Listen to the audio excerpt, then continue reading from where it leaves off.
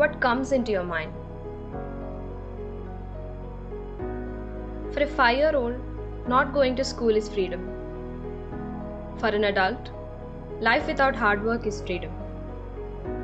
For a family, not burdened by responsibilities is freedom. Flying without limitations like a bird is freedom. Wait, does freedom mean without limits? Is breaking rules freedom? Is lack of discipline freedom? Is lawlessness freedom? Living on our own terms, can we call that freedom? Is freedom lack of order? Does your freedom lead to chaos in others? Is your freedom enjoyment or enslavement? Do you really know what freedom is?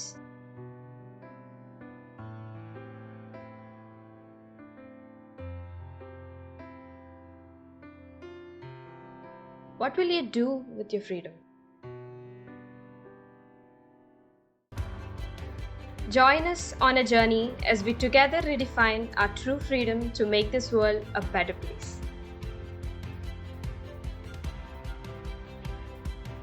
Coming to you on Facebook and YouTube. God bless.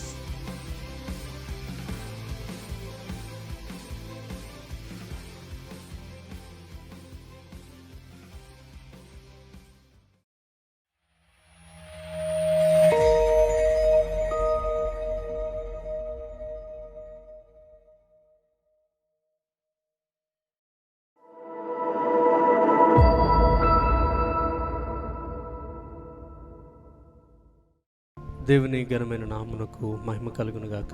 మరొకసారి దేవుని సన్నిధానంలో మిమ్మల్ని అందరినీ కలుసుకోవడానికి దేవుడు మాకు ఇచ్చిన గొప్ప తరుణాన్ని బట్టి వందనాలు తెలియజేస్తూ, మరి దేవుణ్ణి ఆరాధించడం గొప్ప భాగ్యంగా నేను భావిస్తూ, ఈ సమయంలో ఒక మాటను మనం ఆలోచన చేద్దాం. తండ్రి అయిన దేవుడు తన ప్రేమను ఈ లోకానికి తన కుమారుని పంపించడం ద్వారా చూపిస్తే, తన కుమారుడు తన ప్రాణాన్ని సిలువలో అర్పించి తన రక్తాన్ని చిందించడం ద్వారా తన ప్రేమను వ్యక్తపరిస్తే, పరిశుద్ధాత్మ దేవుడు ఇప్పుడు నిత్య జీవితం కొరకై నన్ను ప్రేరేపిస్తూ, ఆయన నా పాపములను క్షమిస్తూ, నా యొక్క దుర్నీతినంతటిని పవిత్రం చేస్తూ, ఈరోజు త్రియేక దేవుడు నా జీవితంలో జరిగిస్తున్న కార్యాన్ని మనం ఒకసారి జ్ఞాపకం చేసుకోగలగాలి. దేవుడు మనలను విడిచిపెట్టే దేవుడు కాదు. దేవుడు మనలను బలపరుస్తూ, ఆయన ఎన్నడూ, అందుకని దేవుని వాక్యం తెలియచేస్తుంది, లోకము ధనాశలన్నీ గతించిపోతాయి, నా వాక్యం నిత్యం నిలుస్తుంది. తల్లి అయినా మరిచిపోవునేమో కానీ నేను మాత్రం ఎన్నడూ మరువనని. కనుక ఇటువంటి వాగ్దానం చేసిన దేవుని సన్నిధానంలో యథార్థమైన హృదయంతో ఆ దేవుని సన్నిధానంలో ఆయనకు మ్రొక్కి ఆయనకు ఆరాధనను మనం చెల్లిద్దాం. కండ్లు మూసి ప్రభు వైపు చూస్తూ యథార్థమైన హృదయంతో ఆరాధనలో కొనసాగుదాం. స్తోత్రం.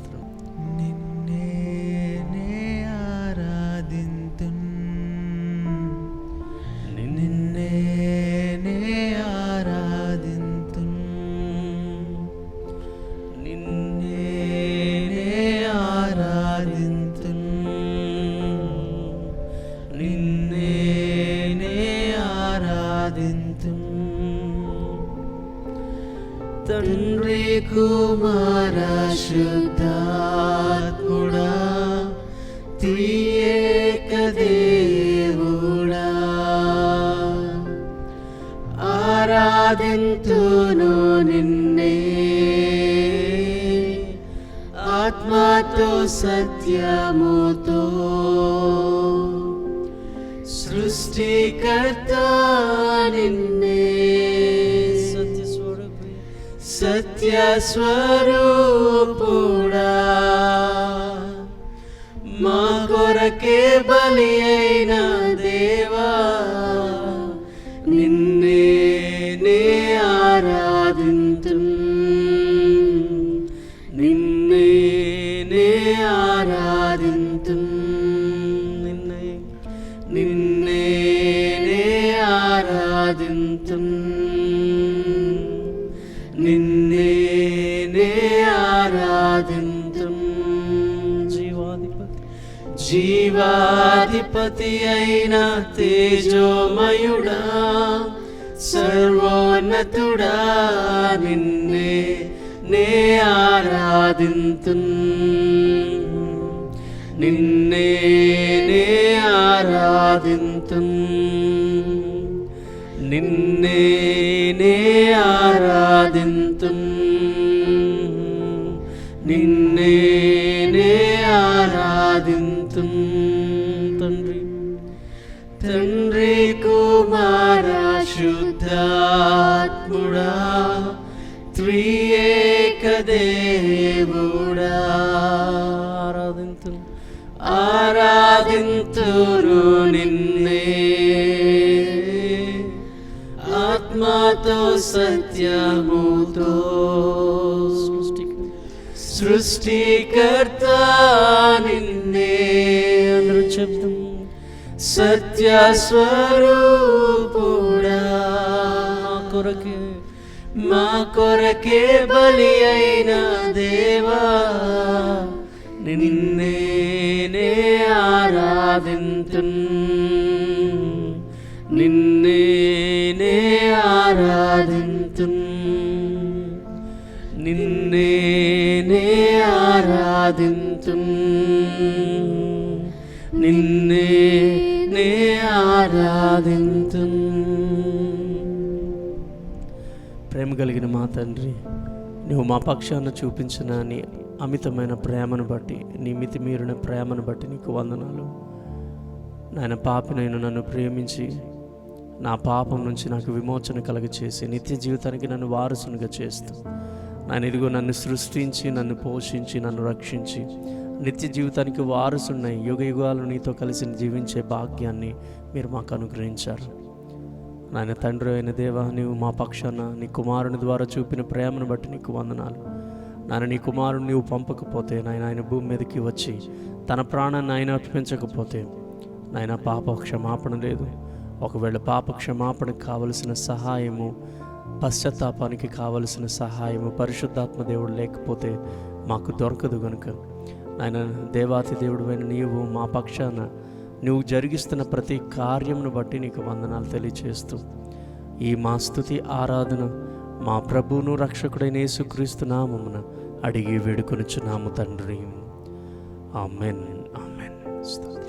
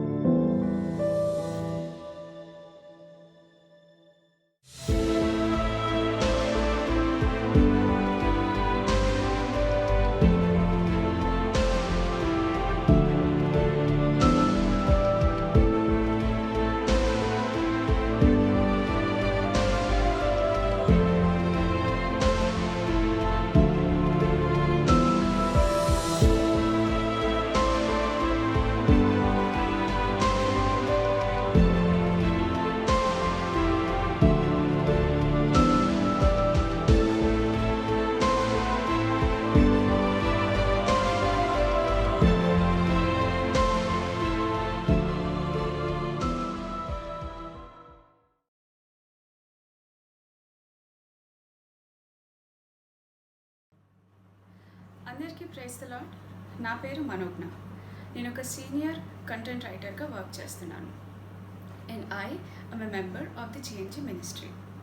Gospel for new generation ministry నిర్వహిస్తున్న freedom think with in the box series యొక్క లైవ్ ప్రోగ్రామ్కి మిమ్మల్ని అందరినీ ప్రేమపూర్వకంగా ఆహ్వానిస్తున్నాను. We have reach the 7th day of the series. గత 6 రోజులు ఈ సెషన్స్ని ఆయన నామ మహిమార్థంగా జరిగించిన ఆ దేవునికే నా కృతజ్ఞతలు. ఈ 6 రోజుల్లో జరిగిన ప్రతి ఒక్క సెషన్ మీ అందరికీ ఎంతో దీవెనకరంగా ఉపయోగకరంగా ఉందని భావిస్తున్నాను. Now before we get into our today's session, అసలు జిఎన్జి మినిస్ట్రీ అంటే ఏంటి, దేవుడు ఈ జిఎన్జి మినిస్ట్రీని ఎందుకు ఏర్పాటు చేసుకున్నాడు అనే విషయాన్ని గురించి 2 మాటలు నేను మీతో పంచుకోవాలనుకుంటున్నాను. We are living in those days where we mostly get to hear about wrong teachings and false preachings. And the irony is that majority of the churches ఏవైతే ఉన్నాయో those are being built on these wrong teachings. And sadly, most of our believers are not even in a position to discern whether these teachings are indeed true or false. మరి అటువంటి wrong doctrines and wrong teachings popular అవుతున్న ఈ రోజుల్లో sound డాక్ట్రిన్తో గాస్పెల్ని preach చేయాలి. అలా preach చేయడం మాత్రమే కాకుండా గాస్పెల్ని విన్న వాళ్ళందరూ దాన్ని ఇతరులతో షేర్ చేస్తూ క్రిస్టియన్ ఫెయిత్ని డిఫెండ్ చేసేలాగా వాళ్ళని ఎక్విప్ చేయడం. Thirdly, life application of gospel ద్వారా ప్రజల్ని ఎంగేజ్ చేయడం.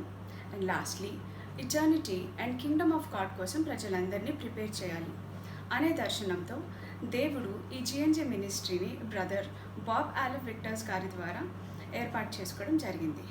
మరి ఈ దర్శనంలో భాగంగానే ఈ freedom think with in the box సిరీస్ని నిర్వహించడం జరుగుతుంది. మరి ఈరోజు అంటే 7th డే ఆఫ్ ద సిరీస్లో మన టాపిక్ కింగ్డమ్ అప్లైడ్. మరి ఈ అంశాన్ని మనతో పంచుకోవడానికి బ్రదర్ ప్రవీణ్ పగడాల గారు మన మధ్యలో ఉన్నారు. బ్రదర్ ప్రవీణ్ పగడాల గారి గురించి చెప్పాలి అంటే first rate software private limited అనే ఆర్గనైజేషన్కి మేనేజింగ్ డైరెక్టర్గా ఉన్న బ్రదర్ ప్రవీణ్ పగడాల గారు ఈజ్ అ క్రిస్టియన్ అపాలజిస్ట్. మరి అంత మాత్రమే కాదు, మీ అందరికీ తెలుసు రక్షణ టీవీ ఛానల్లో ప్రసారం అవుతున్న అసలైన ప్రశ్న సిసలైన జవాబు అనే కార్యక్రమంలో ఒక ఒరేటర్గా మెంటర్గా మాత్రమే కాకుండా అనేకమైన ప్రశ్నలకు సమాధానాలు ఇస్తూ దేవుని గూర్చిన దేవుని వాక్యాన్ని గూర్చిన అనేకమైన సత్యాలను బయలుపరుస్తూ దేవుని చేత బలంగా వాడబడుచున్న దైవజనుడు. రక్షణ ఛానల్లో మాత్రమే కాదు అనేకమైన ప్లాట్ఫామ్స్లో దేవుడు ఆయన్ని వాడుకుంటున్నారు. బ్రదర్ ప్రవీణ్ పగడాల గారు participates in debates. He is one such person who is adept at handling controversies from people of other faith by proclaiming the truth in Christian faith. మరి అటువంటి దైవజనులు మన మధ్యలో దేవుని వాక్యాన్ని పంచుకోవడానికి ఉండటం ఎంతో సంతోషకరం. I invite brother Praveen Pagadala garu to this live session. దేవుడు ఆయన సేవకుని ద్వారా మనందరితో మాట్లాడతారు అని నేను నమ్ముచున్నాను. ఈ సమయాన్ని నేను బ్రదర్కి అప్పగిస్తున్నాను. Over to you sir. ప్రభువైన యేసుక్రీస్తు నామములో మీ అందరికీ శుభములు తెలియజేస్తున్నాను.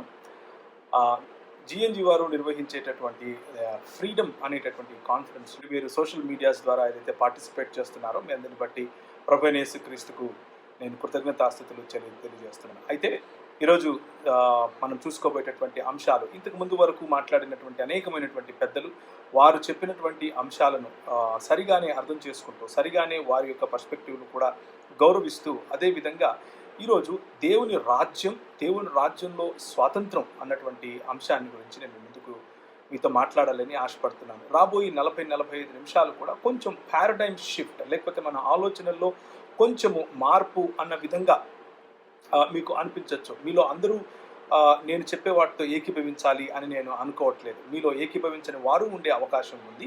ఒకవేళ ఏకీభవించని వారు కనుక ఉంటే నాతో ఈమెయిల్ ద్వారా మీరు మాట్లాడవచ్చు. మీ ప్రశ్నలకు నేను సమాధానం ఇచ్చే ప్రయత్నం చేస్తాను. అలాగే ఈ సెషన్ తర్వాత ఉండేటటువంటి ప్రశ్న జవాబుల సమయంలో కూడా ఉన్నటువంటి అవకాశాన్ని బట్టి నేను ఆ ప్రశ్నలకు సమాధానం ఇచ్చే ప్రయత్నం చేస్తాను. అయితే మొట్టమొదటిసారిగా యేసుక్రీస్తు ప్రభు ఈ లోకానికి వచ్చి మనలందరినీ రక్షించాడు. మనందరినీ కూడా ఆయన కుటుంబంలో ఎందరు ఆయనను స్వీకరించారో వారందరూ కూడా దేవుని పిల్లలవుటకు అధికారం ఇవ్వబడింది అన్నటువంటి మాటను ఆధారంగా చేసుకుని ఆయన కుటుంబంలో భాగమయ్యాము అన్నటువంటి విషయం మనందరికీ తెలిసిన విషయమే. అయితే చాలాసార్లు మన మనసుల్లో ఉన్నటువంటి ఆలోచనలు దేవుని రాజ్యమును గురించినటువంటి సువార్త మనకు సరైన విధంగా అర్థమవుతుందా అన్నటువంటి ఒక ప్రశ్న కూడా మనలో ఉండే అవకాశం ఉంటుంది. ఎందుకు అనంటే మనం మార్కు సువార్త మొట్టమొదటిగా వ్రాయబడినటువంటి సువార్త మీకు అందరికీ తెలిసినట్లుగానే మార్కు సువార్త తరువాత మిగిలిన సువార్తలు. ఆ మార్కు సువార్త నిజానికి పేతురు చెప్పగా మార్కు రాసినటువంటి సువార్త. ఆ సువార్త మీద ఆధారం చేసుకుని కట్టబడినటువంటి అనేక మిగిలిన అంశాలను కూడా పొందుపరిచేటటువంటి క్రోడీకరించేటటువంటి మిగిలిన గాస్పెల్స్ లేకపోతే సువార్తలలో కూడా యేసుక్రీస్తు ప్రభువు యొక్క రాజ్యముని గురించి ఆయన రాజ్యముని యొక్క లాంచింగ్ గురించి మనం వింటూ ఉంటాం. ఇంతకు యేసుక్రీస్తు ప్రభు యొక్క రాజ్యం లాంచింగ్ ఎప్పుడు జరుగుతుంది, ఆయన ఇంకా ఎప్పుడో వస్తారు ఆ తర్వాత జరుగుతుంది అనుకునేవారు కొందరైతే, లేదు ఆయన రాజ్యం స్థాపించబడిపోయింది అనుకునేవారు కొందరైతే, లేదు ఆయన రాజ్యం స్థాపించబడి కొనసాగిస్తూ ఉంది ఇంకొక ఆయన రెండవ రాకడ వచ్చినప్పుడు దీన్ని సమస్తాన్ని కూడా సమకూరుస్తాడు అని చెప్పేవారి ఆలోచన ఇంకొకటి. ఏది ఏమైనప్పటికీ, ఏ ఆలోచన ఏదైనప్పటికీ, బైబిల్ వెలుగులో మనం చూసేటటువంటి దేవుని రాజ్యం యొక్క లాంచింగ్ అనేది మనము ఈరోజు మనం చూడబోతున్నాం. ఆ దేవుని రాజ్యంలో మనకు కలిగి ఉండేటటువంటి స్వాతంత్రం గురించి కూడా మనం చూడబోతున్నాం. నువ్వు నేను దేవుని రాజ్య భాగస్వాములుగా, నువ్వు నేను దేవుని రాజ్య ప్రతినిధులుగా మనకు ఇవ్వబడినటువంటి బాధ్యతలు కూడా గుర్తు చేసుకోబోతున్నాం. దానికి ఆ విషయాన్ని అర్థం చేసుకోవడానికి మొదటగా రోమీయులకు రాసిన పత్రిక 1వ అధ్యాయం కనుక మనం చూసినట్లయితే, రోమీయులకు రాసిన పత్రిక 1వ అధ్యాయము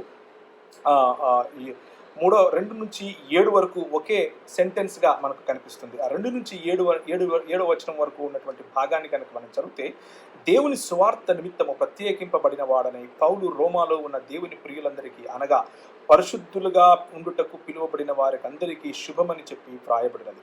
మన తండ్రి అయిన దేవుని నుండి, ప్రభు అయిన యేసుక్రీస్తు నుండి కృపా సమాధానములు మీకు కలుగునుగాక. దేవుడు తన కుమారుడును మన ప్రభు అయిన యేసుక్రీస్తు విషయమై ఆ సువార్తను పరిశుద్ధ లేఖనముల యందు తన ప్రవక్తల ద్వారా ముందుగా వాగ్దానం చేశాడు. The first thing we need to understand is, యేసుక్రీస్తు ప్రభువు మోసుకొచ్చినటువంటి, ఆయన ప్రకటించినటువంటి రాజ్య సువార్త ప్రవక్తల ద్వారా ముందే ప్రకటింపబడింది అన్న విషయాన్ని జ్ఞాపకం చేసుకోవాలి. యేసుక్రీస్తు విషయమై ఆ సువార్తను పరిశుద్ధ లేఖనముల యందు తన ప్రవక్తల ద్వారా ముందుగా వాగ్దానము చేయబడింది అని అర్థం చేసుకోవాలి. యేసుక్రీస్తు శరీరమును బట్టి దావీదు సంతానముగా మృతులలో నుండి పునరుత్థానుడైనంత పరిశుద్ధమైన ఆత్మను బట్టి దేవుని కుమారుడిగా, మొదటిగా శరీరమును బట్టి దావీదు కుమారుడు, రెండవది దేవుని కుమారుడిగా ప్రభావముతో నిరూపింపబడెను. ప్రభావముతో అన్న పదాన్ని మీరు దయచేసి అండర్లైన్ చేసుకోవాలి. ప్రభావము అన్నది ఒక రాయల్ పదము, ఒక ప్రభుత్వానికి సంబంధించినటువంటి పదము. ప్రభావముతో ఆయన నిరూపింపబడిన తర్వాత ఆయన నామము నిమిత్తము సమస్త జనులు విశ్వాసమునకు విధేయులగునట్లు ఈయన ద్వారా మేము కృపను అపోస్తలత్వమును పొందితిమి. మీరును వారిలో ఉన్నవారై యేసుక్రీస్తు వారుగా ఉండుటకు పిలువబడి ఉన్నారు. ప్రియమైనటువంటి దేవుని సంగమా, ఈరోజు మనం అర్థం చేసుకోవాల్సిన విషయం మన పిలుపుని గురించి. ఈరోజు మనం అర్థం చేసుకోవాల్సిన విషయం, ఇంతకు మనం నమ్ముతున్నటువంటి స్వార్థ ఏమిటి?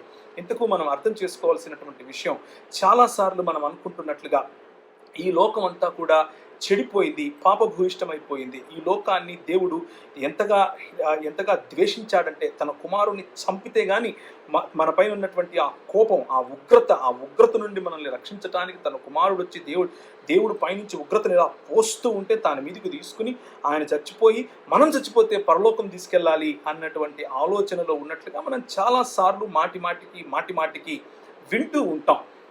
అయితే ఈరోజు ఒక రకమైనటువంటి ఆ మాటల్లో ఉన్నటువంటి సత్యాన్ని ఒక రకంగా పక్కన పెట్టి, ఆ మాటల్లో ఉన్నటువంటి సత్యాన్ని, లేకపోతే ఆ సత్యాన్ని మనతో అర్థం చేసుకుంటూనే దానికంటే కూడా విశాలమైనటువంటి ఆ సమాచారం కూడా క్రోడీకరించుకుంటూ విశాలమైనటువంటి దృక్పథం వైపుకు మనం ప్రయాణం చేసే ప్రయత్నం చేద్దాం. అయితే యేసుక్రీస్తు ప్రభు ఈ లోకానికి వచ్చినప్పుడు ఆయన రాజ్యమును ప్రకటించాడు. ఉదాహరణకు చూసినట్లయితే, ఆయన రాజ్యమును ప్రకటించినటువంటి మాటలు మార్కు సువార్తలో మనం చూసినట్లయితే, మొట్టమొదటిసారిగా ఆయన కాలము సంపూర్ణమైనప్పుడు యేసుక్రీస్తు ప్రకటించినటువంటి రాజ్య సువార్త మనకు కనిపిస్తుంది. 1వ అధ్యాయంలోని, వెంటనే పరిశుద్ధాత్మ ఆయనను అరణ్యంలోనికి త్రోసుకొనిపోయెను. అలా త్రోసుకొనిపోయిన తర్వాత యోహాను చెరపట్టబడిన తర్వాత, 14వ వచనం, యోహాను చెరపట్టబడిన తర్వాత యేసు, కాలము సంపూర్ణమయ్యున్నది, దేవుని రాజ్యము సమీపించి ఉన్నది, మారు మనస్సు పొంది సువార్త నమ్ముడి అని చెప్పుచు దేవుని సువార్త ప్రకటించుచు గలిలియకు వచ్చెను. థియోలజైజింగ్ క్రిస్టియానిటీ ఆర్ యేసుక్రీస్తు స్థాపించినటువంటి ఈ సమాజం ఏదైతే ఉందో, క్రైస్తవ ప్రజల యొక్క ప్రత్యేకింపబడినటువంటి ప్రజల యొక్క సమావేశం ఏదైతే ఉందో, రోమీయులకు రాసినటువంటి పత్రిక 1వ అధ్యాయంలో పౌలు చెప్తూ ఉన్నట్లుగా, పౌలు రోమాలో ఉన్న దేవుని ప్రియులకు ఏమని, అపోస్తలుడుగా ఉండుటకు ప్రత్యేకపరచబడిన వాడు, సువార్త నిమిత్తము ప్రత్యేకపరచబడిన వాడు. మనందరము కూడా సువార్త నిమిత్తము ప్రత్యేకపరచబడిన వారమని ప్రభువైన యేసుక్రీస్తు 28వ అధ్యాయంలో మనకు మత్తయి సువార్తలో చెబుతూ ఉన్నారు. అలా ప్రత్యేకింపబడినటువంటి మనల్నే ఎక్లీసియా, ప్రత్యేకింపబడిన వారు, సంఘము అని పిలువబడ్డారు. సంఘము by it self is not a destiny. సంఘముగా కూడటమే మనకున్నటువంటి ప్రధానమైనటువంటి గమ్యం కాదు.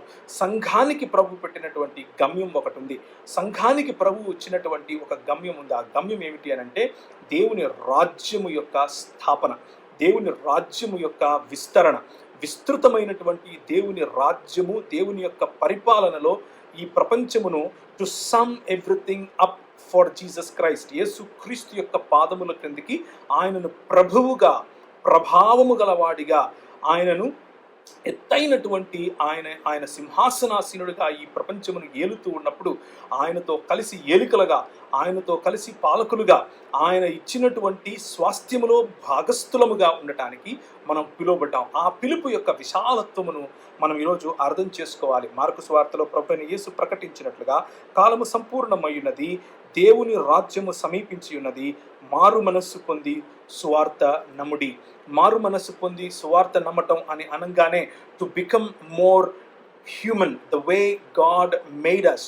దేవుడు మనల్ని ఏ స్వరూపము, దేవుడు మనల్ని ఏ పోలికలో అయితే చేశాడో ఆ పోలికలో ఉన్నటువంటి దేవుడిచ్చినటువంటి మహిమను రిటైన్ చేసుకుంటూ, దేవుడిచ్చినటువంటి మహిమలో కొనసాగుతూ ఉండటం కోసం మరి మనం తీసుకునేటటువంటి నిర్ణయం, మనము పొందాల్సినటువంటి ఈ దృక్పథములో మార్పును మారు మనస్సు అని అంటారు. దీన్ని మతపరమైనటువంటి ఒక మాటలోకి మలిచివేసి మారు మనస్సు పొందటం అనంటే ఒక మారల్ కోడ్, లేకపోతే ఒక మారల్ కోడ్ ఆఫ్ కండక్ట్. నువ్వు దాన్ని ఏమంటారు, ఉదయంనే ఈ టైంకి లేవాలి, ఉదయంనే ఇలా ఎక్సర్సైజులు చేయాలి, ఈ విధంగా బైబిల్ చదవాలి, ఈ విధంగా చర్చికి వెళ్ళాలి, ఈ విధంగా భక్తిగా జీవించాలి, ఈ విధంగా etcetera etcetera, which are all good, చాలా మంచివి, అవి మంచి చేయటానికి మంచివి. హవెవర్ ఇక్కడ ప్రభు అయిన యేసు క్రీస్తు ప్రకటిస్తున్నటువంటి సువార్త మారల్ కోడ్ ఆఫ్ కాండక్ట్ వరకు మాత్రమే పరిమితమైనది కాదు, కానీ కేవలము బాహ్యంగా నీకు కనిపించేటటువంటి బిహేవియరల్ చేంజ్, అంటే నువ్వు జీవించాల్సినటువంటి పద్ధతిలో మార్పును గురించి మాత్రమే యేసుక్రీస్తు ప్రకటించడం లేదు. కానీ ఆయన రాజై ఉన్నాడు, ఆ రాజు వచ్చేసాడు, ఆ రాజుకు సంబంధించి లాయల్గా, అంటే నమ్మకమైన వాడిగా, నమ్మకమైనటువంటి ఆయన అనుయాయుడిగా జీవించటం కోసం మారు మనస్సు పొందమని, to change to renew your thinking అని ఆయన పిలుస్తున్నాడు. ఈ పిలుపును గురించినటువంటి కొన్ని అంశాలు నేను మీతో ఈరోజు మీ ముందు పెట్టాలి అని ఆశపడుతున్నాను. మీ అందరికీ తెలిసిన విషయాలే మరొకసారి నెమరు వేసేటటువంటి ప్రయత్నం చేస్తాను. అయితే యేసుక్రీస్తు ప్రభువు రాకకు మునుపు 400 సంవత్సరాల క్రితం మరి మలాకీ చెప్పినటువంటి మాటలను ఒకసారి గుర్తు చేసుకోవాల్సి ఉంటుంది. మలాకీ వచ్చి వెళ్ళిపోయిన తర్వాత మరి ప్రభు అయిన యేసుక్రీస్తు రాకకు మునుపు బాప్తిసమిచ్చి యోహాను ఆయన రావటం, ఆయనకు మలాకీ అన్నటువంటి ప్రవక్తకు మధ్యలో దాదాపు 400 సంవత్సరాల మౌనం మనకు కనిపిస్తుంది. ఆ మౌనం వెనుక మలాకీ మరియు జకర్యాలు చెప్పినటువంటి మాటలను కనుక మనం జ్ఞాపకం చేసుకుంటే, మరి 4వ అధ్యాయంలో టు సమ్ ఎవ్రీథింగ్ అప్, అన్నిటినీ ఆయన సమరైజ్ చేస్తూ మలాకీ అని అంటున్నాడు. 4వ అధ్యాయంలో 4వ వచనంలో, హోరేబు కొండ మీదికి ఇశ్రాయేలీయులందరి కొరకై నేను నా సేవకుడైన మోషేకు ఆజ్ఞాపించిన ధర్మశాస్త్రమును, దాని కట్టడలను, విధులను జ్ఞాపకము చేసుకొనిడి. యెహోవా నియమించిన భయంకరమైన ఆ దినము రాక మునుపు నేను ప్రవక్తయగు ఏలియా మీ యుద్ధముకు పంపుతాను. నేను వచ్చి ఏలియాను పంపుతాడు, ఆయనే స్వయంగా వస్తాడు. నేను వచ్చి దేశమును శపించబడకుండానట్లు అతడు తండ్రుల హృదయములను పిల్లల హృదయములను తండ్రుల తట్టును త్రిప్పును. దేశము శపించబడకుండా ఉండాలి. ఆయన వాగ్దాన దేశము గురించి మాట్లాడుతున్నారు. ఆయన నూతన భూమిని గురించి, నూతన సృష్టిని గురించి, యేసుక్రీస్తునందున్న వారు నూతన సృష్టి అవుతారు అన్నటువంటి అంశం. అలాగే దేవుడే వచ్చి ప్రజలతో నివసించేటటువంటి ఆయన రాజ్యము యొక్క డేరా, టెంట్ ఆయన వేశాడు అన్న ఈ బృహత్తరమైనటువంటి ప్రణాళికను ప్రజల వద్దకు తీసుకొస్తున్నాడు. a lot of times we think, చాలాసార్లు మనం ఏమనుకుంటాము అనంటే, మనము సువార్త యొక్క అర్థం ఏమిటి అనంటే, సువార్త చెప్పినప్పుడు విన్నప్పుడు మనం భక్తిగా నమ్మితే ఇక్కడ చచ్చిపోతే అక్కడ పరలోకం వెళ్ళిపోతాం అన్నటువంటి ఆలోచన మనకు వినిపిస్తూ ఉంటుంది. చాలాసార్లు భక్తిగా ఉన్నటువంటి వారు, మతపరమైనటువంటి వారు, చాలా నీతిగా జీవించాలనుకున్నటువంటి వారు, వీరందరికీ కూడా కొన్ని వందల సంవత్సరాలుగా వింటూ ఉన్నటువంటి సువార్తలో, ముఖ్యంగా గత 50 సంవత్సరాలుగా వస్తూ ఉన్నటువంటి సువార్తలో మనం వినేటటువంటి అనేకమైనటువంటి చోట్ల మనం వినేటటువంటి ఒకే ఒక థీమ్ ఏమిటి అనంటే, నేను చచ్చిపోవాలి, పరలోకానికి వెళ్ళిపోవాలి. ఎందుకు చచ్చిపోవాలి, పరలోకానికి వెళ్ళిపోవాలి అనంటే, పౌలు గారు బ్రతికిన సమయంలోనే ప్లూటార్క్ అని ఒక ఆయన ఉన్నాడు. ప్లూటార్క్ అనే ఆయన చెప్పినటువంటి మాటలను పౌలు గారు ఖండించినట్లుగా, ఆయన చెప్పిన మాటలకు పూర్తి భిన్నమైనటువంటి సువార్త చెప్పినట్టుగా, లేకపోతే ఇంకొంచెం దాన్ని హిస్టారికల్గా అర్థం చేసుకోవాలి అని అంటే ప్లూటార్క్ గారు పౌలు చెప్పినటువంటి మాటలకు భిన్నంగా చెప్పినట్లుగా కూడా మనకు అర్థమవుతుంది. ఏంటింతకు ప్లూటార్క్ చెప్పాడు అని అంటే, ప్లూటార్క్ మనందరము కూడా ఒక దాన్ని ఏమంటారు, అరిస్టాటిలియన్ లేకపోతే ప్లేటనిస్టిక్ వ్యూ అని దీన్ని పిలుస్తారు. ప్లేటనిస్టిక్ వ్యూ ప్లూటార్క్ ఏం చెప్పాడు అని అంటే, మనందరము ఆత్మలము, ఈ ఆత్మలము దేవుని నుండి దూరం అయిపోయినటువంటి ఈ ఆత్మలు ఒకానొక సమయంలో తిరిగి దేవుని దగ్గరికి వెళ్ళిపోతారు. ఇక్కడ ఉన్నటువంటి భౌతికంగా కనిపించే ప్రపంచం అంతటినీ కూడా నాశనం అయిపోతుంది అని ప్లూటార్క్ గారు చెప్పారు. దీన్ని ఆధారం చేసుకునే చాలామంది థియోలోజియన్స్ కూడా బైబిల్ పైన ప్లూటార్క్ యొక్క, అలాగే బైబిల్ పైన ప్లేటో యొక్క, బైబిల్ పైన అరిస్టాటిల్ యొక్క సిద్ధాంతాలను రుద్దే ప్రయత్నం చేస్తారు. గ్నాస్టిసిజంలో వచ్చినటువంటి ఆలోచనలను రుద్దే ప్రయత్నం చేస్తారు. మ్యానికీనియన్స్ తీసుకొచ్చినటువంటి ఆలోచనలు దీనిపైన రుద్దే ప్రయత్నం చేస్తారు. కానీ బైబిల్ యూదా గోత్రపు లేకపోతే యూదా సమాజము, యూదా క్రైస్తవ సముదాయము ఆలోచించినటువంటి పద్ధతులు ఇందుకు భిన్నంగా కనిపిస్తున్నాయి ప్రియులారా. ఇందుకు భిన్నంగా ఎందుకు కనిపిస్తున్నాయి అని అంటే, మనము నమ్మేటటువంటి దేవుడు ఆయన చేసినటువంటి పనిలో తప్పులు వెతికే దేవుడు కాదు. మనం నమ్మేటటువంటి దేవుడు ఆయన ఒకసారే కలుగునుగాక అంటే కలిగించే దేవుడు. మనం నమ్మేటటువంటి దేవుడు మార్పు కలిగినటువంటి వాడు కాదు. ఆయన ప్రణాళికలో మార్పులు ఉండేవి కావు. ఆ దేవుడు కలిగించినటువంటి సృష్టి, భూమి ఆకాశములను సృజించి ఆయన మంచిది అని అన్నాడు. ఈ మంచిదాన్ని ఇక్కడ నశింపచేసేసి మనందరిని తీసుకుని వెళ్ళి ఇంకొక ఏదో తెలియని ఇంకొక ఏదో వేరే క్రొత్త మంచిలోనికి తీసుకుని వెళతాడు అన్నటువంటి భిన్నమైనటువంటి ఆలోచన బైబిల్ పైన రుద్దటం జరిగింది. నిజానికి యేసుక్రీస్తు ప్రభువు ఈ లోకానికి వచ్చింది మనం చచ్చిపోతే ఆయన లోకానికి తీసుకుని పోవటానికి కాదు, కానీ ప్రభువు నేర్పినటువంటి ప్రార్థనలోనే ఒక చక్కటి జవాబు మనకు అనిపిస్తుంది.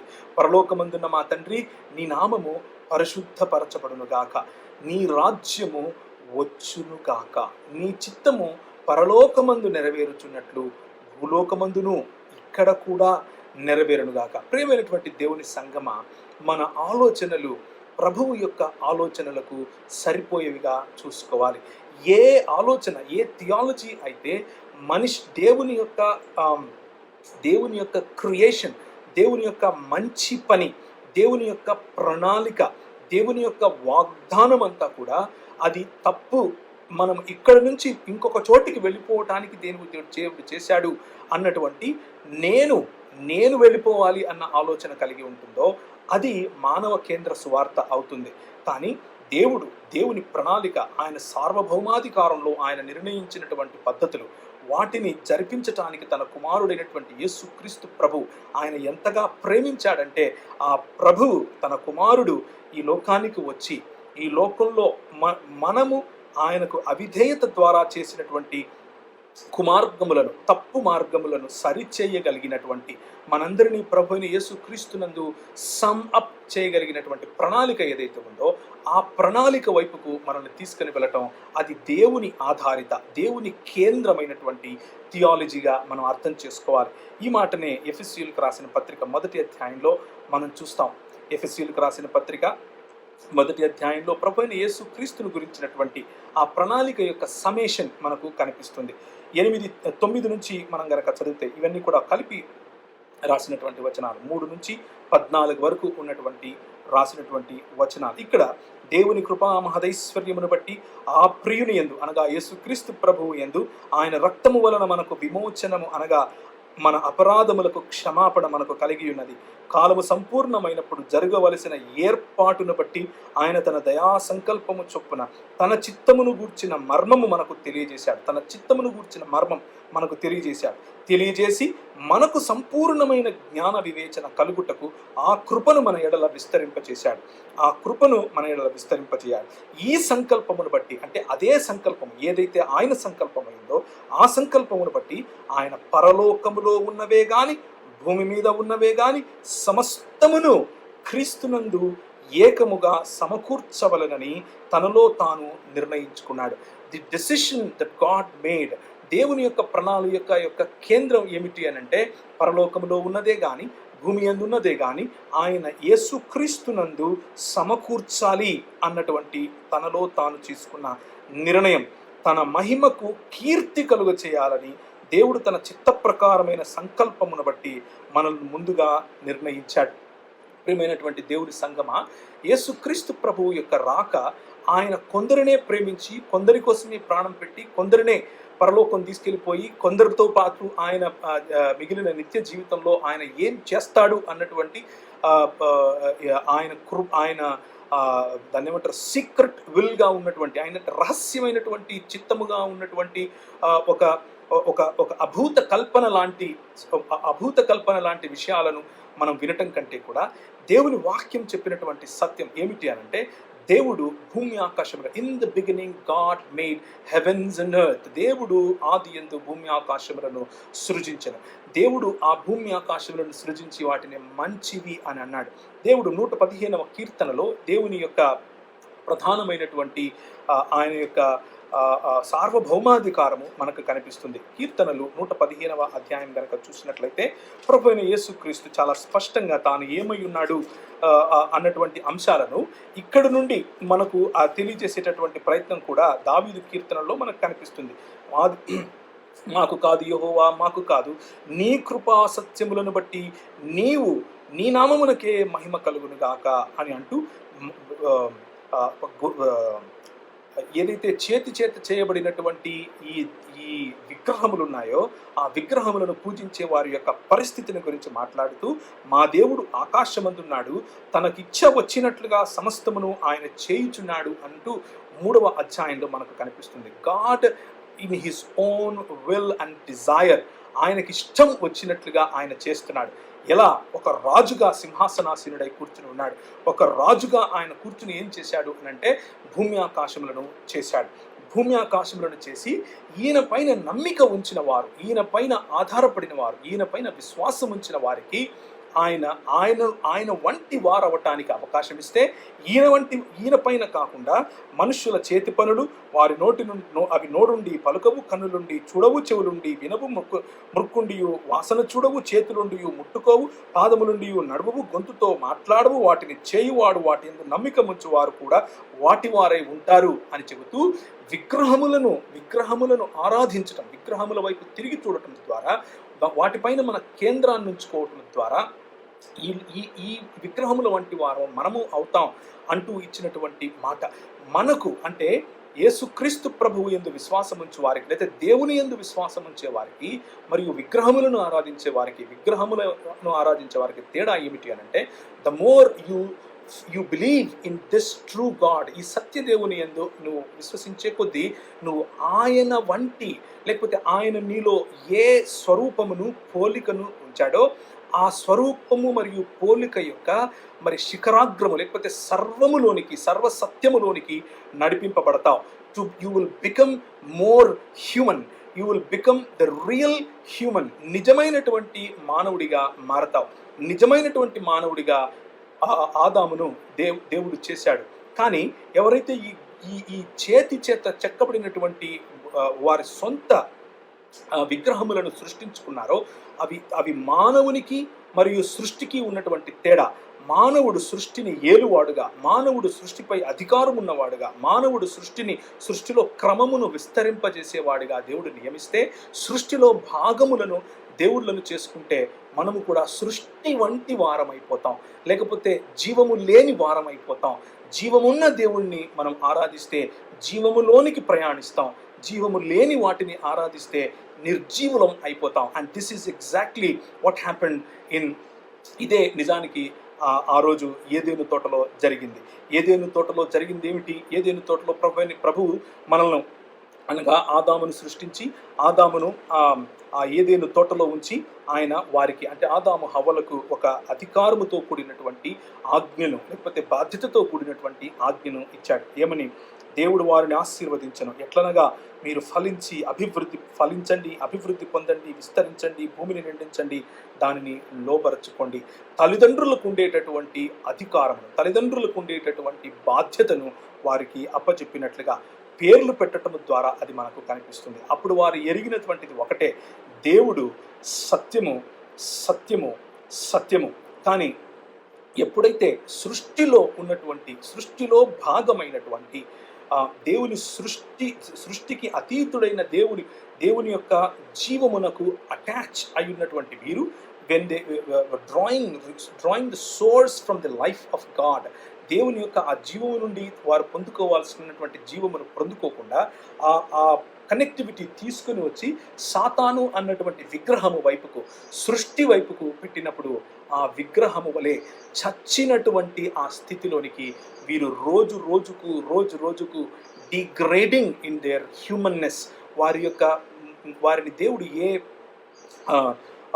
పోలిక మరియు స్వరూపము చొప్పున చేశాడో దాని నుంచి మువత్వా మౌత్ అన్నటువంటి మాట వాడినట్లుగా చచ్చిపోతారు అన్నటువంటి అంశం, అంటే అన్నటువంటి ఆ విధానంలో మనం చస్తాం, రోజు రోజుకు డిగ్రేడ్ అయిపోతాం.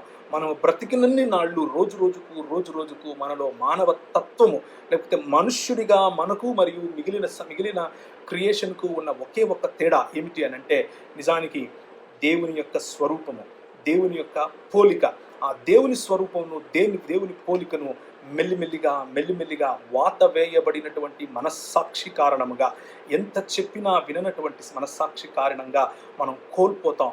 దాన్నే బానిసత్వం అని పిలుస్తున్నాం, దాన్నే మనము స్లేవరీ అని పిలుస్తున్నాం, దాన్నే మనము చచ్చినటువంటి పరిస్థితి అని పిలుస్తున్నాం, లేకపోతే మనము మృత స్వరూపులము అయిపోతున్నాం అని పిలుస్తున్నాం.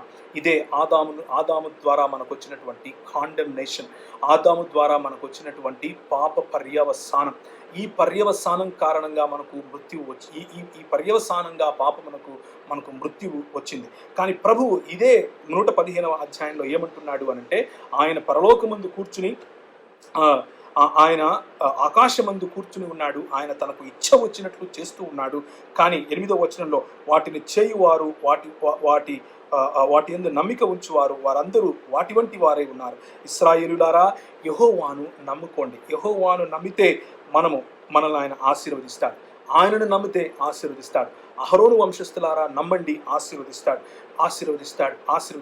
నిజానికి దేవుని యొక్క ప్రణాళిక ఆశీర్వాదం, దేవుని యొక్క ప్రణాళిక భూమిని నిండించటం, దేవుని యొక్క ప్రణాళిక సర్వ సృష్టి పైన మానవునికి ఉండాల్సినటువంటి అధికారమును కంటిన్యూ చేయటం, దేవుని యొక్క ప్రణాళిక సర్వ సృష్టి పైన మానవుడికి ఆయన ఇచ్చినటువంటి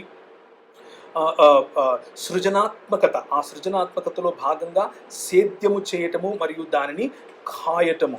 అది 2వ అధ్యాయంలో ఆదికాండం మనకు కనిపిస్తుంది. These are the foundations my brothers, my sisters. ఇవన్నీ కూడా మానవ జీవితానికి ఉండేటటువంటి కేంద్రమైనటువంటి లేకపోతే పునాది అంశాలు. ఆ పునాది అంశాలను మర్చిపోవటం కారణంగానే we have distorted vision about heaven, we have distorted vision about atonement, we have distorted vision about the savior, we have distorted vision about everything in theology. ఏమిటి 2వ అధ్యాయంలో మనకు కనిపించేది ఏమిటి అనంటే, మరియు దేవుడైన యెహోవా నరుని తీసుకుని ఏదెను తోటను సేద్యపరచుటకును దానిని కాచుటకును దానిలో ఉంచాడు. The plan of God is that man works out. మనిషి సేద్యపరుస్తాడు, మనిషి దాన్ని కాస్తాడు. ఈ సృష్టి పైన మనిషికి ఇచ్చినటువంటి అధికారం కారణంగా మనిషి సేద్యపరచాలి. దేవుడు ఏదెను తోటలో క్రమాన్ని ఉంచాడు. పృథ్వీ బెడోల్థా అని హిందీ భాషలో ఉంటుంది. అంటే ఏ స్వరూపము లేనటువంటి, ఏ ఆకారము లేకుండా నిరాకారముగా ఉన్నటువంటి భూమిపైన ఆకారమును లేకపోతే ఆ క్రమమును విస్తరింపచేస్తూ పోయేటటువంటి పనిని, ఆ విస్తరింపచేస్తూ పోతూ కాచుకునేటటువంటి పనిని మానవుడికి ఇస్తే, మానవుడు ఆ అధికారముతో కూడినటువంటి బాధ్యతను తీసుకుని వెళ్ళి ఎవరికి ఇచ్చాడు? ఈ సృష్టికి ఇచ్చాడు. సృష్టిలో భాగమైనటువంటి సాతానుకు ఇచ్చాడు. సాతానుకు ఇచ్చిన కారణంగా మనము ఇప్పుడు సాతాను యొక్క అధికారము క్రింద ఉన్నాం అన్నటువంటి విషయాన్ని ప్రభువైన యేసుక్రీస్తు మత్తయి సువార్తలోను లూకా సువార్తలోను మనకు చెప్పటం మనకు తెలిసిన విషయమే. అయితే దేవుని వాక్యం ఇక్కడ ఏం చెప్తోంది అనంటే, 12వ వచనం 115వ అధ్యాయంలో కనుక మనం చూసినట్లయితే మనము 14వ వచనం, యెహోవా మిమ్మును మీ పిల్లలను వృద్ధి పొందించును, భూమి ఆకాశములను సృజించిన యెహోవా చేత మీరు ఆశీర్వదింపబడతారు. ఆకాశములు యెహోవా వశము, భూమిని ఆయన నరులకు ఇచ్చి ఉన్నాడు. He is so sovereign. ఆయన ఎంత సార్వభౌమాధికారము కలిగిన వాడంటే, ఆ సార్వభౌమాధికారంలో మనిషికి భూమి మీద అధికారం ఇచ్చాడు. మనిషికి భూమి మీద నిర్ణయాలు చేసే అధికారం ఇచ్చాడు. మనిషికి భూమి మీద క్రమాన్ని విస్తరింపచేసే అధికారం ఇచ్చాడు. మనిషికి భూమి మీద సృష్టిని నడిపించే అధికారం ఇచ్చాడు. పేర్లు పెట్టే అధికారం ఇచ్చాడు. ఆ గ్లోరీ మహిమతో నింపాడు. మహిమతో నింపి ఉంచినటువంటి ఆ మనిషి ఏం చేశాడు అనంటే, దేవుని నుంచి రావాల్సినటువంటి ఇన్ఫర్మేషన్, సమాచారాన్ని తీసుకోవాల్సినటువంటి మనిషి దేవుని నుంచి కాకుండా సాతాను వైపుకు తన ఆలోచనను మళ్లించటం కారణంగా జీవమును కోల్పోయి మృత్యువు వైపుకు, మృతులైనటువంటి లేదా మృతకములుగా ఉన్నటువంటి ఈ విగ్రహములను ఆరాధించే వారు వాటి వలె అవుతారు అన్నట్లుగానే వాతవేయబడిన వారుగా, కట్ ఆఫ్ అయ్యేవారుగా, హ్యూమన్నెస్ కోల్పోయేవారిగా వారి జీవితాన్ని మరణం వైపుకు తీసుకొని వెళుతున్నారు అని దేవుని వాక్యం మనకి ఇంతవరకు చెప్పగా మనం విన్నాం. హెబ్రీయులకు రాసిన పత్రిక 2వ అధ్యాయంలో మనకు మాట్లాడుచున్న ఈ రాబో కాలము ఆయన దూతలకు లోపరచలేదు. రాబో కాలమును గురించి మాట్లాడుతున్నాడు. ఆ రాబో లోకమును గురించి మాట్లాడుతున్నాడు. ఆ లోకం, రాబో లోకమును ఏం చేశాడు? మనము మాట్లాడుచున్న ఈ రాబోవు లోకమును ఆయన దూతలకు లోబరచలేదు. అయితే ఒకడు ఒక చోట ఇలాగు దృఢముగా సాక్ష్యమిచ్చుచున్నాడు. దూతలకు లోబరచలేదు. మరి ఎవరికి లోపరిచాడు? మనుషులకు లోపరిచాడు. ఎలా లోపరిచాడు? ఇప్పుడు చూడండి. అయితే ఒకడు ఒక చోట ఇలాగ దృఢముగా సాక్ష్యమిచ్చు, నీవు మనుష్యుని జ్ఞాపకం చేసుకున్నట్టుకు వాడే పాటివాడు, నీవు నరపుత్రుడి దర్శించుటకు వాడే పాటివాడు, నీవు దేవదూతల కంటే వాడిని కొంచెం తక్కువగా చేశావు, మహిమా ప్రభావముతో వానికి కిరీటము ధరింపజేశావు. కానీ వాడు పోగొట్టుకున్నాడు. వాడికి లేనటువంటి, వాడు కోల్పోయినటువంటి దానిని నీ చేతి పనుల మీద వారికి అధికారం ఇచ్చావు, అనుగ్రహించావు. కానీ వారి పాదముల క్రింద సమస్తమును ఉంచావు. కానీ ఆ తరువాత మనకు తెలిసిన ఇది పాత నిబంధనలో ఉన్నటువంటి వాక్య భాగాన్ని తీసుకుని హెబ్రీ గ్రంథకర్త ఇక్కడ పెడుతున్నాడు. కానీ యేసుక్రీస్తు ప్రభు ఆయన శిలువ యాగము ద్వారా, దాని తర్వాత దేవుని కృప వలన ఆయన ప్రతి మనిషిని 8 కంటిన్యూషన్, ఆయన సమస్తమును వానికి లోబరిచినప్పుడు, వానికి లోబరచకుండా దేనిని విడిచిపెట్టలేదు. ప్రస్తుతమందు మనము సమస్తమును వానికి లోపరచబడుట ఇంకనూ చూడలేదు, కానీ ఇంకా లోపరచబడలేదు. దేవుని కృప వలన ఆయన ప్రతి మనుష్యుని కొరకు మరణము అనుభవించినట్లు దూతల కంటే కొంచెము తక్కువ వాడుగా చేయబడిన యేసు మరణము పొందినందున మహిమా ప్రభావములతో కిరీటమును ధరించిన వాడిగా ఆయన చూచుచున్నాం. The gospel is not that you will die and go, my brother, my sister. చాలా చాలా స్పష్టంగా మీరు వినాల్సినటువంటి విషయం ఏమిటంటే, దేవుని రాజ్యము స్థాపించటము ఇక్కడ సువార్త కానీ, నేను చచ్చిపోయి పరలోకం పోవటం కాదు. దేవుని రాజ్యం ఇక్కడికి రావటం సువార్త. కానీ ఆ రాజ్యమునకు రాజుగా ఉన్నటువంటి యేసు సిలువలో సాతాను తలను చితక తన్నాడు. సాతాను యొక్క the powers and the principalities of the air are defeated. ఈ సిలువ పైన ఈ లోక సంబంధమైనటువంటి రాజ్యాధికారిగా పిలువబడినటువంటి, ఈ రాజుగా పిలువబడినటువంటి, ఈ లోక దేవతగా పిలువబడినటువంటి ఈ సాతాను ఎవరైతే ఉన్నారో వాడి తలను చితక తన్నాడు. కాబట్టి వాడిని ఓడగొట్టాడు. కాబట్టి we are more than conquerors in Jesus Christ right now. ఇప్పుడు మనము we are sitting in heavenly places. మనము ఈ దేవుని రాజ్య సంబంధమైనటువంటి అధిపతులుగా మనం కూర్చుని ఉన్నాం. కానీ మనం నమ్మినటువంటి, లేకపోతే మనకు ఈ థియాలజీ, లేకపోతే చచ్చిపోతే పరలోకం పోతాము అని చెప్పేటటువంటి థియాలజీ ఏం చెప్తుంది అని అంటే, అప్పుడెప్పుడో రాబోయే కాలములో జరిగేటటువంటి విషయాలు ఆమె చెప్తుంది. It is true that when Jesus comes back, యేసుక్రీస్తు ప్రభు తిరిగి వచ్చినప్పుడు ఆయన మనల్ని రక్షించేశాడు. మనం రక్షింపబడుతూ ఉన్నాం. మన రక్షణ సంపూర్ణమవుతుంది. దాన్ని మనం గ్లోరిఫికేషన్ అని అంటాం. అలాగే దేవుని రాజ్యం వచ్చేసింది, దేవుని రాజ్యం వస్తూ ఉంది, దేవుని రాజ్యం సంపూర్ణముగా వస్తుంది when Jesus returns back. మనకి ఇది ఎలా కనిపిస్తుంది, ఎలా అర్థమవుతుంది? మనం ఇంతవరకు చదివినట్లుగా ఎఫెసీయులకు రాసిన పత్రిక 1వ అధ్యాయంలో యేసుక్రీస్తునందు సమీకరించాలి, యేసుక్రీస్తునందు సమకూర్చాలి. He wants to bring the heavenly realm and the earthly realm and unite it together. పరలోకమందున్న వాటిని, భూలోకమందున్న వాటిని ఆయన సమకూర్చాలి. యేసుక్రీస్తునందు సమకూర్చాలి. ఈ విశాలమైనటువంటి దృక్పథంలో ఇప్పుడు క్రైస్తవాన్ని అర్థం చేసుకునే ప్రయత్నం చేయండి. ప్రభువైన యేసుక్రీస్తు మనకు చెప్పినట్లుగా ఆయన రాజ్యము ఇక్కడ వచ్చేసింది. ఆయన రాజ్యము తినడము త్రాగటం కాదు. ఆయన రాజ్యము పెళ్లి చేసుకోవటం, పెళ్లికి ఇవ్వబడటం కాదు. ఆయన రాజ్యము నీతి. ఆయన రాజ్యము నీతి, రైచియస్నెస్ అనగానే మనకేం గుర్తొస్తుంది అని అంటే, టు బి రైట్. అనగానే మనకేం గుర్తొస్తుంది అని అంటే యేసుక్రీస్తు మనకు కప్పినటువంటి నీతి అన్నటువంటి ఆలోచనలో థియాలజైజ్ చేస్తాం, మోరలైజ్ చేస్తాం. అంటే మనం ఏదో కోడ్ ఆఫ్ కాండక్ట్ తప్పిపోయాం, యేసుక్రీస్తు దాన్ని సరిచేశాడు, మన పైన ఆయన నీతిని కప్పేశాడు అన్నటువంటి థియోలాజికల్ సెన్స్లో చూస్తాం. అది సోటీరియోలాజికల్గా ఒక రకంగా కరెక్టే అయినప్పటికీ, అంటే రక్షింపబడేటటువంటి ఆయన నాకు రాజు అని ఒప్పుకునేటటువంటి విషయంగా మనం ఆ దిశగా మనం ఆలోచించినప్పుడు ఒకటి కరెక్టే అయినప్పటికీ, నిజానికి రైచియస్నెస్, నిజానికి నీతి అని అంటే ఏమిటి అని అంటే the righteousness of God is God who is right in keeping promises. ఆయన చేసినటువంటి వాగ్దానములను నిలబెట్టుకునేందుకు ఆయన నీతి గలవాడు అని చెప్పే మాట రైచియస్నెస్, రైట్ అని చెప్పడానికి వాడినటువంటి మాట. ప్రభు అయిన యేసుక్రీస్తునందు దేవుడు చేసినటువంటి వాగ్దానములను నిలబెట్టుకున్నాడు. ఏంటా వాగ్దానం? He wants to sum up everything into one family.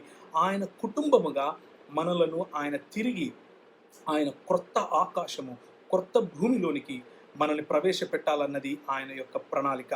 పరలోక సంబంధమైనటువంటి the realm of heavens and the realm of earth, పరలోక సంబంధమైనవి మరియు భూలోకమైన సంబంధమైన వాటిని యేసుక్రీస్తునందు సమీకరించాలి, లేకపోతే అన్నది ఆయన యొక్క ప్రణాళిక. అక్కడ వాడినటువంటి పదాన్ని మనం గనక చూసినట్లయితే, ఆయన సంకల్పమును బట్టి పరలోకములో ఉన్నవే గాని భూమి మీద ఉన్నవే గాని సమస్తమును క్రీస్తునందు ఏకముగా సమకూర్చవలనని, టు సమ్ ఎవ్రీథింగ్ అప్, సమకూర్చటము యేసుక్రీస్తు ప్రభువు యొక్క ప్రధానమైనటువంటి సువార్త.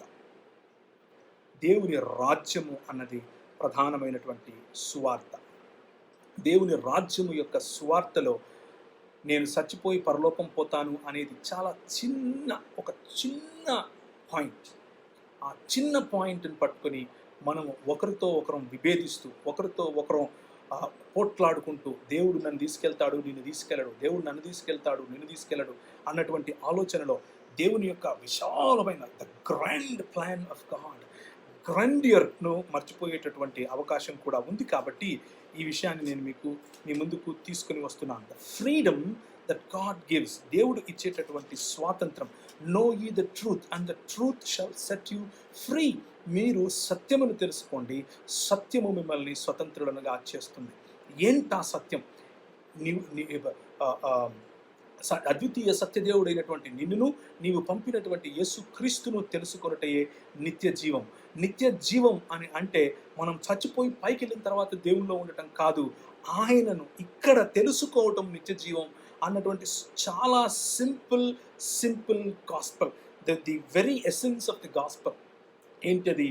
21వ అధ్యాయంలో గనక ప్రకటన గ్రంథంలో మనం చూస్తే, అంతట నేను క్రొత్త ఆకాశమును క్రొత్త భూమిని చూచి తిని, మొదటి ఆకాశము మొదటి భూమి గతించిపోయెను, సముద్రమును ఇక లేదు, మరియు నేను నూతనమైన యెరూషలేము అను పరిశుద్ధ పట్టణమును తన భర్త కొరకు అలంకరింపబడిన పెండ్లి కుమార్తె వలె సిద్ధపడిన పరలోకమందున్న దేవుని యొద్ద నుండి దిగి వచ్చుట చూచి తిని.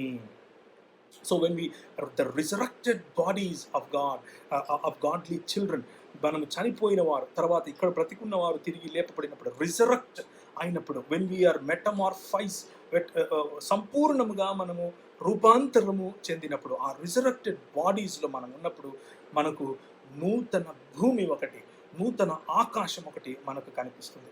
ఆ నూతన భూమి, నూతన ఆకాశంలో మనము ప్రభువుతో ఉండబోతున్నాం. ఇది అర్థం చేసుకున్నారు కనుకనే దేవుని పిల్లలు, దేవుని యొక్క ప్రజలు ఈ భూమి అన్నదంతా ఇక్కడ గతించిపోయేది, నశించిపోయేది, దీన్ని విడిచిపెట్టి నేను పరలోకం వెళ్ళిపోవాలి అన్నటువంటి ఆలోచనలో కాకుండా, ఇక్కడున్నటువంటి ప్రజలు, ఈ భూమి పట్ల ప్రభువు నాకు ఇచ్చినటువంటి బాధ్యత, ఈ వాగ్దాన భూమి నాకు ప్రభువు ఇచ్చిన వాగ్దాన స్వరూపం, నాకు ప్రభువు ఇచ్చినటువంటి వాగ్దానంతో కూడిన బాధ్యతను వారు గుర్తుపెట్టుకున్నారు. The idea that transforms the world is not that you leave this world and go away. నువ్వు ఈ ప్రపంచాన్ని విడిచిపెట్టి పరిగెత్తుకుంటూ వెళ్ళిపోతే ఈ ప్రపంచము బాగుపడిపోతుంది అన్నటువంటి ఆలోచన కాకుండా, ఈ దేవుడు ఆకాశమందుండి ఆయన రూల్ చేస్తున్నాడు, భూమిని మనకిచ్చాడు, వాగ్దాన స్వరూపం మనకిచ్చాడు, వాగ్దాన రాజ్యము మనకిచ్చాడు, వాగ్దాన జనములను మనకిచ్చాడు. ఆ జనములను మనము శిష్యత్వములోనికి నడిపించడం మన బాధ్యతగా మనకిచ్చాడు.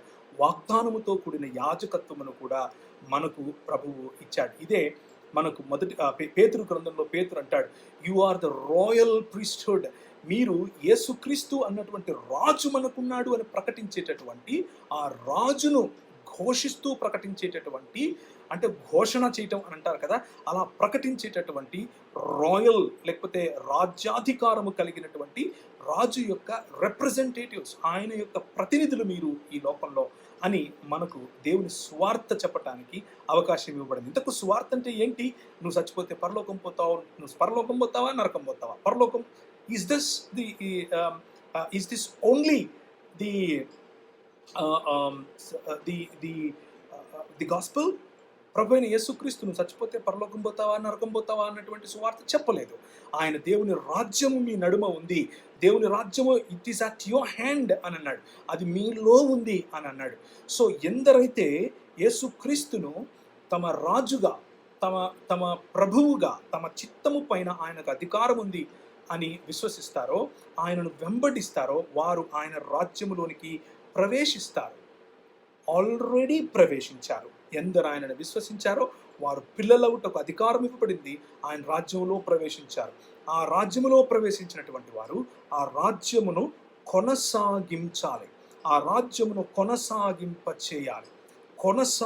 చేయాలి కనుక వారిలో ఉన్నటువంటి స్వాతంత్రం, రాళ్లతో కొడుతున్నారు, చంపేస్తున్నారు, శిరచ్ఛేదనం చేస్తున్నారు, సిలువలను ఎక్కిస్తున్నారు, కానీ స్వాతంత్రం, they are free like birds. ఎందుకంత ఫ్రీడమ్? ఎక్కడి నుంచి వచ్చింది వారికి అంత స్వాతంత్రం అని అంటే, they know the truth. And what is the truth? నేను ఇక్కడ చచ్చిపోతే పరలోకం పోతానన్నదా? నో, దిస్ ఈజ్ మైన్, ఇది నాది. నా తండ్రి ఈ భూమిని నాకు ఇచ్చాడు. నేను ఇప్పుడు చనిపోతాను, కానీ రూపాంతరము చెందినటువంటి శరీరముతో ఇక్కడ నేను రాజ్యం వెళ్తాను. నా ప్రభువు యొక్క ప్రతినిధిగా రాబోవు లోకమును ఆయన నాకు ఇచ్చాడు. మన హెబ్రీయులకు రాసినటువంటి పత్రిక 2వ అధ్యాయం మళ్ళీ చదివినట్లయితే, ఈ మనము మాట్లాడుచున్న ఆ రాబోవు లోకమును ఆయన దూతలకు లోపరచలేదు, ఆయన ప్రభువుకు లోపరచాడు కాబట్టి ప్రభువులో భాగస్థులమైనటువంటి మనకు లోపరచాడు. ఆ లోపరిచినటువంటి లోకమును స్వాస్థ్యముగా స్వతంత్రించుకోవటం మనకు ప్రభువు ఇచ్చినటువంటి ఆ స్వాతంత్రం. ఆ స్వాతంత్రంలో మనం ఎదగటానికి మనకు వాగ్దానమును ఇచ్చాడు. విస్తరింప చేయమన్నాడు, క్రమమును విస్తరింప చేయాలి. భూమిని నిండించమన్నాడు, క్రమము చేత భూమిని నిండించాలి. ఆయన దానిని ఏలమన్నాడు, మనకు ప్రభువు ఇచ్చినటువంటి ఆ పిలుపులో దానిని ఏలాలి. చాలామంది సార్వభౌమాధికారాన్ని నిరంకుశత్వంతో అర్థం చేసుకుంటారు. అంటే దేవుడు కట్టెపట్టుకొని God so hate the world, ఈ ప్రపంచాన్ని దేవుడు ఎంతగా ఆయన ద్వేషిస్తున్నాడు అంటే ఆయన తన కుమారుణ్ణే చంపాడు అన్నట్లుగా ఆయన యొక్క సార్వభౌమాధికారాన్ని, ఆయనకు లేనటువంటి కొత్త విషయాలను ఆపాదించే ప్రయత్నం చేస్తూ ఉంటారు. కానీ యేసుక్రీస్తు ప్రభువుని గురించి హెబ్రీయులకు రాసిన పత్రిక 1వ అధ్యాయంలో చాలా స్పష్టంగా ఏముంది అని అంటే, 3వ వచనంలో ఆయన దేవుని మహిమ యొక్క తేజస్సును, ఆయన తత్వము యొక్క మూర్తిమంతత్వమును అయ్యుండి తన మహత్తుగల మాట చేత సమస్తమును నిర్వహిస్తున్నాడు. He is just saying and things are happening. ఆయన మహత్తుగల మాట చేత సమస్తమును ఆయన నిర్వహిస్తూ, యేసుక్రీస్తు దేవుని యొక్క మూర్తిమంతత్వం. If you want to see God becoming man, you see Jesus. If God can walk on the earth, you see Jesus. If you want to see God speaking, see Jesus. If you want to see God ruling, see Jesus. If you want to see God preaching, look at Jesus. నువ్వు ఏం దేవుడు చేస్తాడని ఆలోచిస్తున్నావో, మనిషిగా యేసుక్రీస్తు ప్రభువు చేసిన దాన్ని చూస్తే దేవుడు చేసేది నీకు అర్థమవుతుంది. ఒకసారి తన 2 కుమారులను తీసుకుని వచ్చి, అయ్యా నీ కుడివైపున ఒకరు, నీ ఎడం వైపున ఒకరు ఉండటానికి అవకాశం ఇస్తావా అని అడిగితే, I you looking, what are you asking for me? అసలు ఏమడుగుతున్నావు అమ్మా నువ్వు? అలా కాదు, నా రాజ్యంలో లోకములో ఉండే అధిపతులు ఇలా చేస్తారు. లోకంలో ఉండేటటువంటి వారు నా కుడి పక్కన ఎవరు ఉండాలి, ఎడం పక్కన ఎవరు ఉండాలి, ఎవరికెంత అధికారం ఉంది, ఎవరికెంత ఇన్ఫ్లుయెన్స్ ఉంది అని చూస్తారు. కానీ that is not the principles that I work with. నేను అటువంటి నియమాలతో పని చేయను. ఎలాంటి నియమాలతో పని చేస్తాను అని అంటే, నా రాజ్యములో ప్రముఖులు అవ్వాలి అని అంటే వాడు పరిచర్య చేయాలి, సేవ చేయాలి అని చెప్పాడు. And that is exactly in his complete goodness. ఆయనకున్నటువంటి సంపూర్ణమైనటువంటి మానవత్వము మరియు సంపూర్ణమైనటువంటి దేవతత్వములో లేక మూర్తిమంతత్వమైనటువంటి దేవుని యొక్క నేచర్ అంటే స్వభావంలో ఆయన ఏం చేశాడు అని అంటే he served, not he did not come to be served. ఆయన సేవ చేయించుకోవటానికి కాదు, సేవ చేయటానికి వచ్చాడు. అందుకనే ఒకసారి మత్తయి సువార్త 5వ అధ్యాయం కనుక మనం చూసినట్లయితే దేవుని రాజ్యంలో ఉన్న స్వతంత్రం, the freedom that is there in the kingdom of God మనకు అర్థమవుతుంది. దేవుని యొక్క మనస్సు ఎందుకు మనకు ఆయన మనస్సును లేకపోతే క్రీస్తు కలిగి ఉన్నటువంటి ఈ మనస్సును మీరు కలిగి ఉండండి అని దేవుని వాక్యం చెబుతూ ఉన్నప్పుడు దాని వెనక ఉన్నటువంటి ఆ స్వాతంత్రం ఏంటి అని కనుక మనం ఆలోచిస్తే, ఆత్మ విషయమై దీనులై ఉండటం, పరలోక రాజ్యం వారిది, దుఃఖపడు వారు ధన్యులు, వారు ఓదార్చబడతారు, భూలోకమును వారు స్వతంత్రించుకుంటారు. ఇట్ ఈస్ నాట్ అబౌట్ ఈ భూలోకాన్ని వదిలేసి వెళ్ళిపోవటం కాదు, భూలోకాన్ని స్వతంత్రించుకోవటం.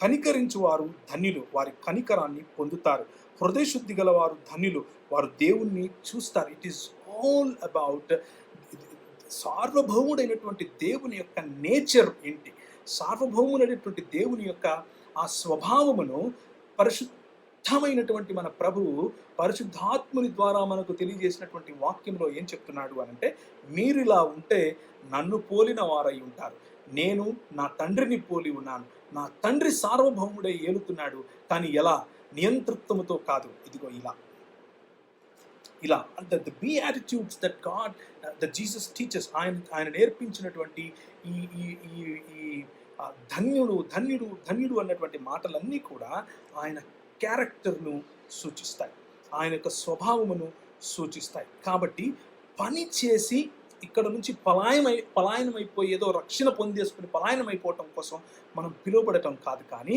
నా రాజ్యము మా పరలోక రాజ్యము నీతియు సమాధానము, రైచియస్నెస్, పీస్ అండ్ జాయ్, ఆనందము, పరిశుద్ధాత్మనందలి ఆనందము, ఈ 3 స్వతంత్రంగా అనుభవించేటటువంటి క్రైస్తవ జీవన విధానంలోనికి పౌలు భక్తుడు మనల్ని రోమీయులకు రాసిన పత్రిక 1వ అధ్యాయంలో నుంచి పిలుస్తున్నాడు. మన పిలుపు not to die and go to heaven, but to redeem the world in Jesus Christ. యేసు క్రీస్తునందు ప్రపంచములను మనము దేవుని కొరకు రిడీమ్ చేయాలి, ప్రపంచములను దేవుని కొరకు మనము వాటిని విమోచించాలి, వ్యాపారమును విమోచించాలి. వ్యాపారం ఈరోజు ఎవరి చేతిలో ఉంది? అపవాది చేతిలో ఉంది, విమోచించాలి. పాలిటిక్స్ ఎవరి చేతిలో ఉన్నాయి? అపవాది చేతిలో ఉన్నాయి, విమోచించాలి. ఈ భూమి మన చేతికి ప్రభువు ఇచ్చినప్పుడు దేవుణ్ణి ఆరాధించువారు దేవుని వంటి అయితే దేవుని నుంచి source of information, source of definition, నిర్వచనములకు మూలముగా ఆయన నుంచి, జీవమునకు మూలముగా ఆయన నుంచి జీవం పొందే మనము మన బాధ్యతను విస్మరిస్తే ఈ లోకంలో ఉన్నటువంటి మృతులుగా ఉండేటటువంటి వారు మృతులైపోయేటటువంటి ఆ జీవన విధానంలో ఈ లోకమును నడిపిస్తారు. కనుకనే లోకము మూలుగుతూ ఉంది.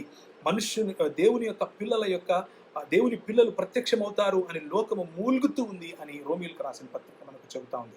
వీఆర్ హియర్ టు రిడీమ్, బాధ్యతతో రాజ్యం చేయటానికి మనం పిలువబడ్డాం అన్నటువంటి విషయాన్ని నేను ఈ ఫ్రీడమ్ అన్నటువంటి ఈ సందర్భంగా ఫ్రీడమ్ అన్నటువంటి ఈ కాన్ఫరెన్స్లో మీ ముందుకు తీసుకొని రావాలి అని ఆశపడుతున్నాను. ఆత్మను గూర్చిన వాగ్దానమును విశ్వాసము వలన మనకు లభించినట్లు అబ్రహాము పొందిన ఆశీర్వచనమును క్రీస్తు యేసు ద్వారా అన్యజనులకు కలుగుటకై క్రీస్తు మన కోసము శాపమై మనలను ధర్మశాస్త్రము యొక్క శాపము నుండి విమోచించెను. ఇందును గూర్చి మ్రాను మీద విరేలాడిన ప్రతివాడును శాపగ్రస్తుడు అని వ్రాయబడి ఉంది అంటూ, సహోదరులారా, మనుష్య రీతిగా మాట్లాడుచున్నాను, మనుష్యుడు చేసిన ఒడంబడిక అయినను స్థిరపరచబడిన తరువాత ఎవడును దానిని కొట్టివేయడు, దీనితో మరేమియు కలుపడు. అబ్రహామునకు అతని సంతానమునకు వాగ్దానములు చేయబడెను. ఆయన అనేకులను గూర్చి అన్నట్లుగా నీ సంతానములకును అని చెప్పక ఒకని గూర్చి అన్నట్లే నీ సంతానమునకు అని అన్నాడు. విశ్వసించే వారందరూ కూడా అబ్రహాము యొక్క సంతానమైతే అబ్రహాముకి ఇచ్చినటువంటి వాగ్దానం 12వ అధ్యాయం ఆదికాండంలో ఏ వాగ్దానం అది? నువ్వు చచ్చిపోతే పరలోకం పోతావు అన్నటువంటి వాగ్దానమా, లేకపోతే ప్రపంచాన్ని నీ ద్వారా రిడీమ్ చేస్తాను, నీ ద్వారా ఆశీర్వదిస్తాను అన్నటువంటి వాగ్దానం? 12వ అధ్యాయము, నిన్ను గొప్పగా జనముగా చేసి నిన్ను ఆశీర్వదించి నీ నామమును గొప్ప చేస్తాను, నీవు ఆశీర్వాదముగా ఉంటావు.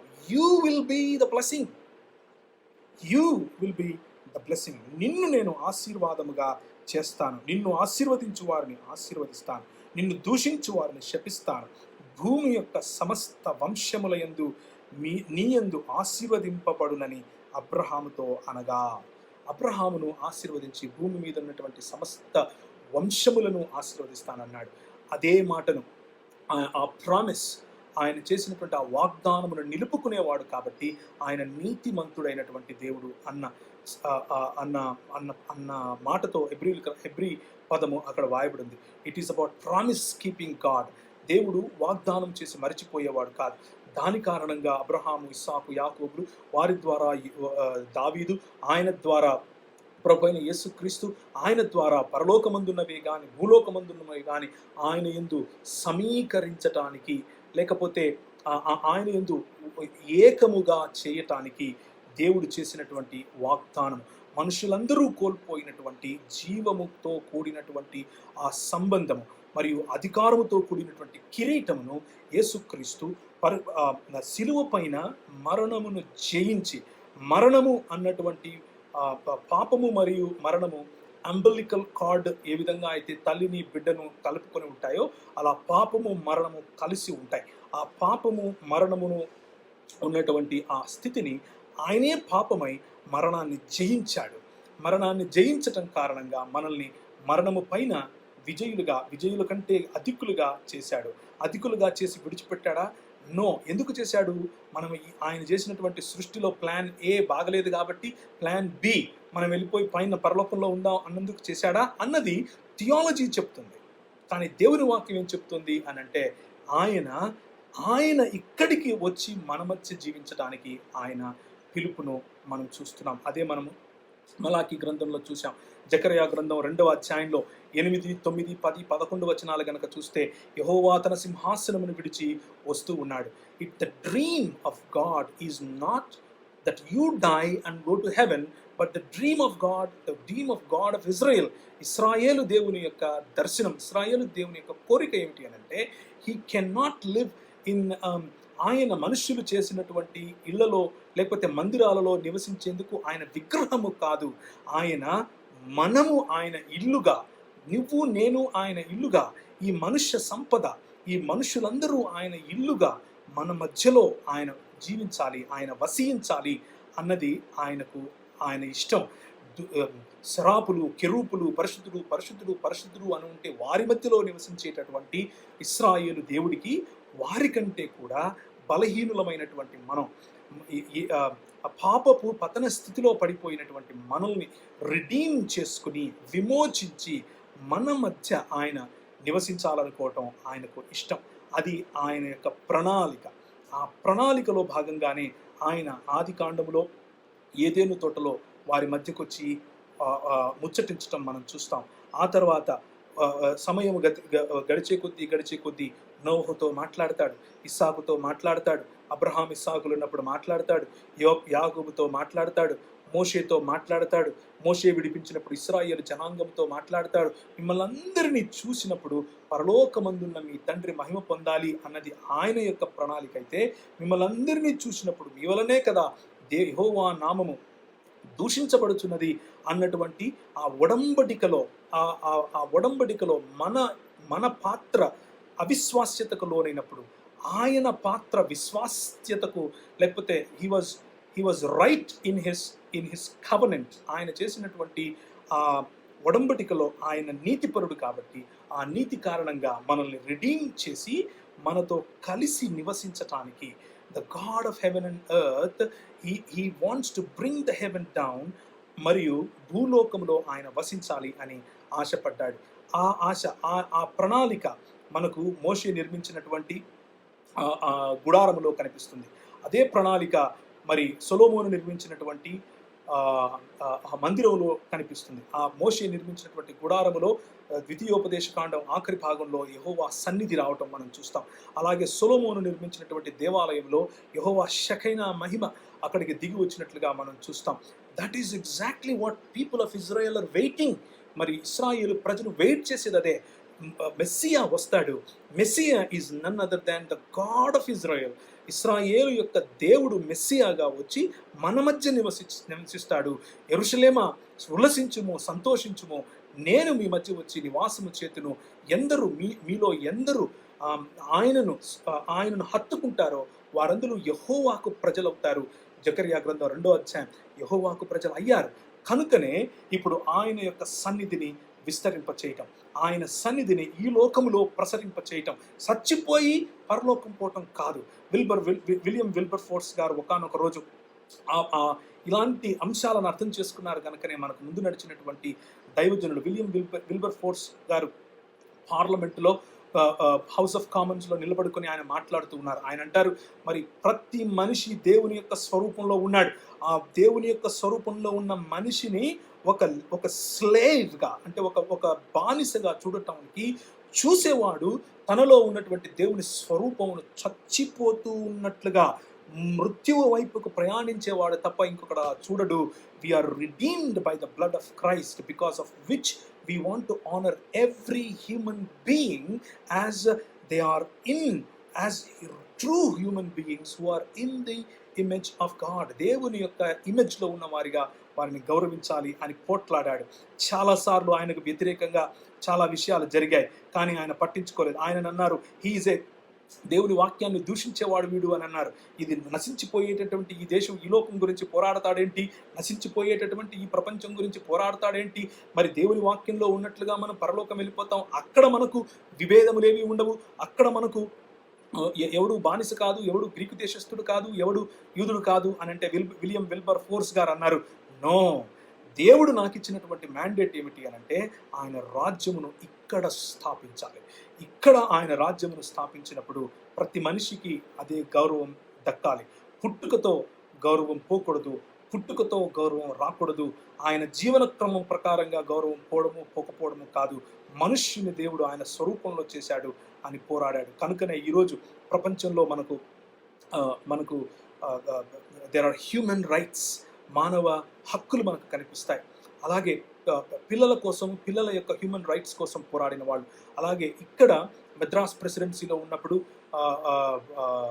లక్ష్మీరెడ్డి గారు అనుకుంటాను, ఆవిడ పేరు నాకు సరిగ్గా ఇప్పుడు గుర్తు రావట్లేదు. ఆవిడ మెడ్రాస్ ప్రెసిడెన్సీలో ఉన్నప్పుడు అసెంబ్లీలో నిలబడుకొని మాట్లాడుతూ విద్య కోసం పోరాడినప్పుడు, మిషనరీలు దాని వెనక చేసినటువంటి పోరాటం, స్త్రీ యొక్క హక్కు కోసం పోరాడినప్పుడు మిషనరీలు దాని వెనక చేసినటువంటి పోరాటం, స్త్రీలు పైవస్త్రం కప్పుకోవాలి అని పోరాటం చేస్తూ ఉంటే, నీకు పైవస్త్రం ఏమిటి, స్త్రీలకు పైవస్త్రం ఏమిటి, స్త్రీలు పైవస్త్రం వేసుకోవడానికి వీల్లేదు కదా అని ప్రజలు అంటూ ఉంటే, నో, దేవుని యొక్క స్వరూపంలో స్త్రీలు ఉన్నారు, వారికి సమానమైనటువంటి గౌరవం దక్కటం దేవుని రాజ్యము యొక్క విలువ అని పోరాడారు. కనుకనే ఈరోజు మన స్త్రీలు బట్టలు వేసుకోవటానికి వీలవుతోంది. అంత మాత్రమే కాదు, మన దేశంలో కుల వ్యవస్థ ప్రకారంగా నశించిపోతూ ఉన్నటువంటి సమయంలో కుల వ్యవస్థ కారణంగా మనుషులను తాకనటువంటి పరిస్థితి, మనుషులకు భోజనం ఇవ్వలేనటువంటి పరిస్థితి, మనుషులకు వైద్యం చేయకూడనటువంటి పరిస్థితి, మనుషులకు చదువు చెప్పకూడనటువంటి పరిస్థితి, ఎన్నో రకాలైనటువంటి ఆర్టికల్స్, ఎన్నో రకాలైనటువంటి సవరణలు, ఎన్నో రకాలైనటువంటి చట్టాల ద్వారా మన పితరులు పోరాడారు. Not because they are going to die and go to heaven, చచ్చిపోయి పరలోకం పోవడం కోసం కాదు వారు పోరాడేది. They fought for it because they want to see the kingdom of God right here. ఆయన దేవుని రాజ్య సువార్తను వారు ప్రకటించారు. దేవుడు ఇక్కడ ఏలాలి అని ఆశపడుతూ ఉన్నారు కనుక ప్రకటించారు. చాలామంది మార్కు సువార్తలో ఆయన అలా ఆరోహణుడై వెళుతూ ఉన్నప్పుడు మరి ప్రజలకు ఆయన ఇచ్చినటువంటి ఈ అద్భుతములు చేసేటటువంటి శక్తి, అలాగే మత్తయి సువార్త 28వ అధ్యాయంలో ఆయన ఆరోహణుడైపోవడానికి ముందు ఆయన ప్రజలకు ఇచ్చినటువంటి అధికారమును ఎంతవరకు సంకుచితం చేసి చూసే ప్రయత్నం చేస్తారు అని అంటే, వెళ్ళి స్వార్థ ప్రకటించడం అని అంటే, నువ్వు యేసు ప్రభువుని నమ్ముకుంటే నువ్వు చచ్చిపోయినప్పుడు పరలోకం వెళ్తావు అని చెప్పేంత వరకు దానిని, అది కూడా ఒక భాగం, నేను కాదనట్లేదు. మనం ఆయనను నమ్ముకుంటే ఆయన రాజ్యంలో భాగమవుతాం. ఆయన నూతన ఆకాశం, నూతన భూమిని ఆయన తీసుకుని వచ్చినప్పుడు అందులో భాగస్వాములుగా మనం ఉంటాం. అందులో ఇబ్బంది ఏమీ లేదు. కాకపోతే where is our focus? Our focus is in dying and going away. చచ్చిపోవడము, వెళ్ళిపోవడంలో ఉంటుంది. కానీ యేసుక్రీస్తు ప్రభు యొక్క పిలుపు ఏమిటి అని అంటే, మరి ఈ మాట మనకు మీకా గ్రంథకర్త చాలా మంచిగా సమరైజ్ చేసి చెబుతాడు. మీకా గ్రంథకర్త ఒక చక్కని మాట చెప్తాడు. అది చెప్పి నేను కొద్ది నిమిషాల్లో ముగించేస్తాను. మీకా గ్రంథకర్త 6వ అధ్యాయంలో ఏమంటాడు అని అంటే, మరి వేల కొలది పొట్టేళ్లను, వేలాది నదులంత విస్తారమైన తైలమును ఆయనకు సంతోషమును కలుగజేస్తుందా? నా అతిక్రమమైన నా జ్యేష్ఠపుత్రునికి నేను ఇస్తే ఆయనకు సంతోషమవుతుందా? నా పాప పరిహారమునకై నా గర్భఫలమును నేను ఇచ్చే సరిపోతుందా అని అంటే, మరి ప్రవక్త ద్వారా ప్రభు పలికేటటువంటి మాట ఏమిటి అంటే, మనుషుడా, ఏది ఉత్తమమో అది నీకు ముందే చెప్పాను కదా, న్యాయముగా నడుచుకోవటం, కనికరమును ప్రేమించటం, దీన మనస్సు కలిగి దేవుని ఎదుట ప్రవర్తించటం, ఇంతే కదా యెహోవా నిన్ను అడుగుతూ ఉన్నాడు. Why are you complicating it? ఎందుకు ఇంత కాంప్లికేట్ చేస్తున్నావు నీ థియాలజీని ప్రజలపైన రుద్దటం కోసం? Why do you want to complicate the simplest way of following Jesus? యేసుక్రీస్తు ప్రభువును అనుసరించేటటువంటి, ఆయన నీతిని వెంబడించేటటువంటి ఇంత సింపుల్ పనిని, మొదట ఆయన నీతిని మరియు ఆయన రాజ్యమును వెతుకుడి, మిగిలినవన్నీ ఆటోమేటిక్గా దొరుకుతాయి. ఏంటి ఆయన రాజ్యము, ఆయన నీతి? న్యాయముగా నడుచుకోవటం, కనికరాన్ని ప్రేమించటం, దీన మనస్సు కలిగి దేవుని ఎదుట జీవించటం. ఎలా వస్తుంది ఇది? దేవుడు వాగ్దానం చేశాడు. ఏంటా వాగ్దానం? ఆయన ఈ లోకమును మరియు పరలోకానికి సంబంధించిన వాటిని ప్రభువైన యేసుక్రీస్తునందు హీ విల్ సమిట్ అప్. ఆ రెండిటిని కలిపివేయటానికి, ఆ రెండిటిపైన అధికారిగా ఉండటానికి ప్రభువైన యేసుక్రీస్తు ఇప్పుడు మహిమోన్వితుడై రాజుగా సింహాసనమందు కూర్చుని ఉన్నాడు. Because he is there, you can depend on him. ఆయన యందు నువ్వు విశ్వాసం ఉంచగలిగితే ఆ రాజ్యంలో నువ్వు భాగస్థుడు అవుతావు. ఆ రాజ్యానికి నువ్వు ప్రతినిధివి అవుతావు. ఆ రాజ్యంలో ప్రతినిధివి అయినప్పుడు నువ్వు అన్యాయాన్ని చూస్తూ నేను చచ్చిపోతే వెళ్ళిపోతా కదా, దీంతో నాకేంటి అని అనుకో. నీ ఎదురుగా కనికరం జరగకుండా ఉన్నప్పుడు నాకెందుకు, నేను చచ్చిపోయి వెళ్ళిపోతాను కదా, ఈ లోకంతో నాకేంటి అని అనుకుంటావా? No, you will look for justice. You will look for దేవుని యొక్క ఆ కనికరము కోసం, దేవుని ఎదుట దీన మనసుతో జీవించడానికి నువ్వు పోరాడతావు, నువ్వు ప్రయాసపడతావు. And that is exactly what Jesus has taught. యేసు ప్రభువు నేర్పింది అదే. ఇది విశ్వాసము ద్వారా కలుగుతుంది. ఏ విశ్వాసం? యేసుక్రీస్తు అన్న రాజు నాకున్నాడు. యేసుక్రీస్తు అన్న రాజు, హీ ఈజ్ మై కెప్టెన్. ఆయన వెనుక నేను వెళతాను. ఆయన నాకు రాజుగా ఉన్నాడు. ఆయన వచ్చేశాడు, నాకు రాజు పుట్టాడు, మా కొరకు రాజు పుట్టాడు అని ప్రకటించటం సువార్త. ఆ సువార్తలో దేవుని రాజ్య స్థాపన, ఆ రాజ్యములో దేవుని యొక్క యేసుక్రీస్తు ప్రభు యొక్క అనుయాయులుగా మనం బ్రతకటం, ఆ రాజ్యములో ఆయనను వెంబడిస్తూ క్రొత్త ఆకాశము, క్రొత్త భూమిని మనము స్వతంత్రించుకోగలగటం. అలాగే ఆ రాజ్యములో ఉన్నప్పుడు చివరిగా ఆ రాజ్యములో మనకు ప్రభు ఇచ్చినటువంటి బాధ్యతను ప్రభు అయిన యేసుక్రీస్తే స్వయంగా చెబుతూ ఉన్నట్లుగా మనం చూస్తాం. ఒక్కసారి లూకా సువార్తను చూసినట్లయితే 4వ అధ్యాయంలో, ఇంతకు ఈ రాజ్య ప్రాతినిధ్యంలో నా పని ఏంటి, నేను చేయాల్సింది ఏమిటి అని అంటే, ప్రభువు ఆత్మ నా మీద ఉన్నది, బీదలకు సువార్త ప్రకటించటకై ఆయన నన్ను అభిషేకించను, చెరలోనున్న వారికి విడుదల, గుడ్డి వారికి చూపు కలుగనని ప్రకటించుటకు, నలిగిన వారిని విడిపించుటకు, ప్రభువు హితవత్సరము ప్రకటించుటకు ఆయన నన్ను పంపి ఉన్నాడు.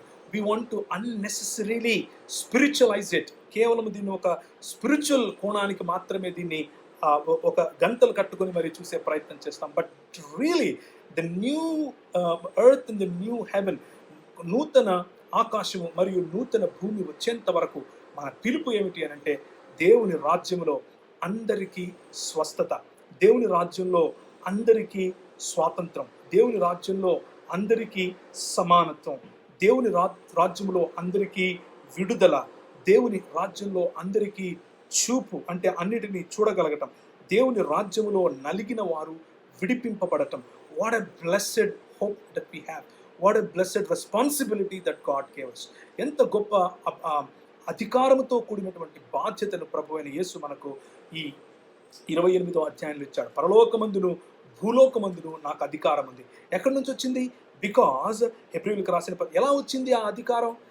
ఆయన పరలోకమందు భూలోకమందు ముందు నుంచి అధికారి కదా, కొత్తగా రావటం ఏంటి అని అనుకుంటే, ఆ హెబ్రీయులకు రాసిన పత్రిక 2వ అధ్యాయం, దేవుని కృప వలన ఆయన ప్రతి మనుష్యుని కొరకు మరణము అనుభవించినట్లు దూతల కంటే కొంచెం తక్కువ వాడుగా చేయబడిన యేసు మరణము పొందినందున మహిమా ప్రభావములతో కిరీటము ధరించిన వానిగా ఆయనను చూచుచున్నాం.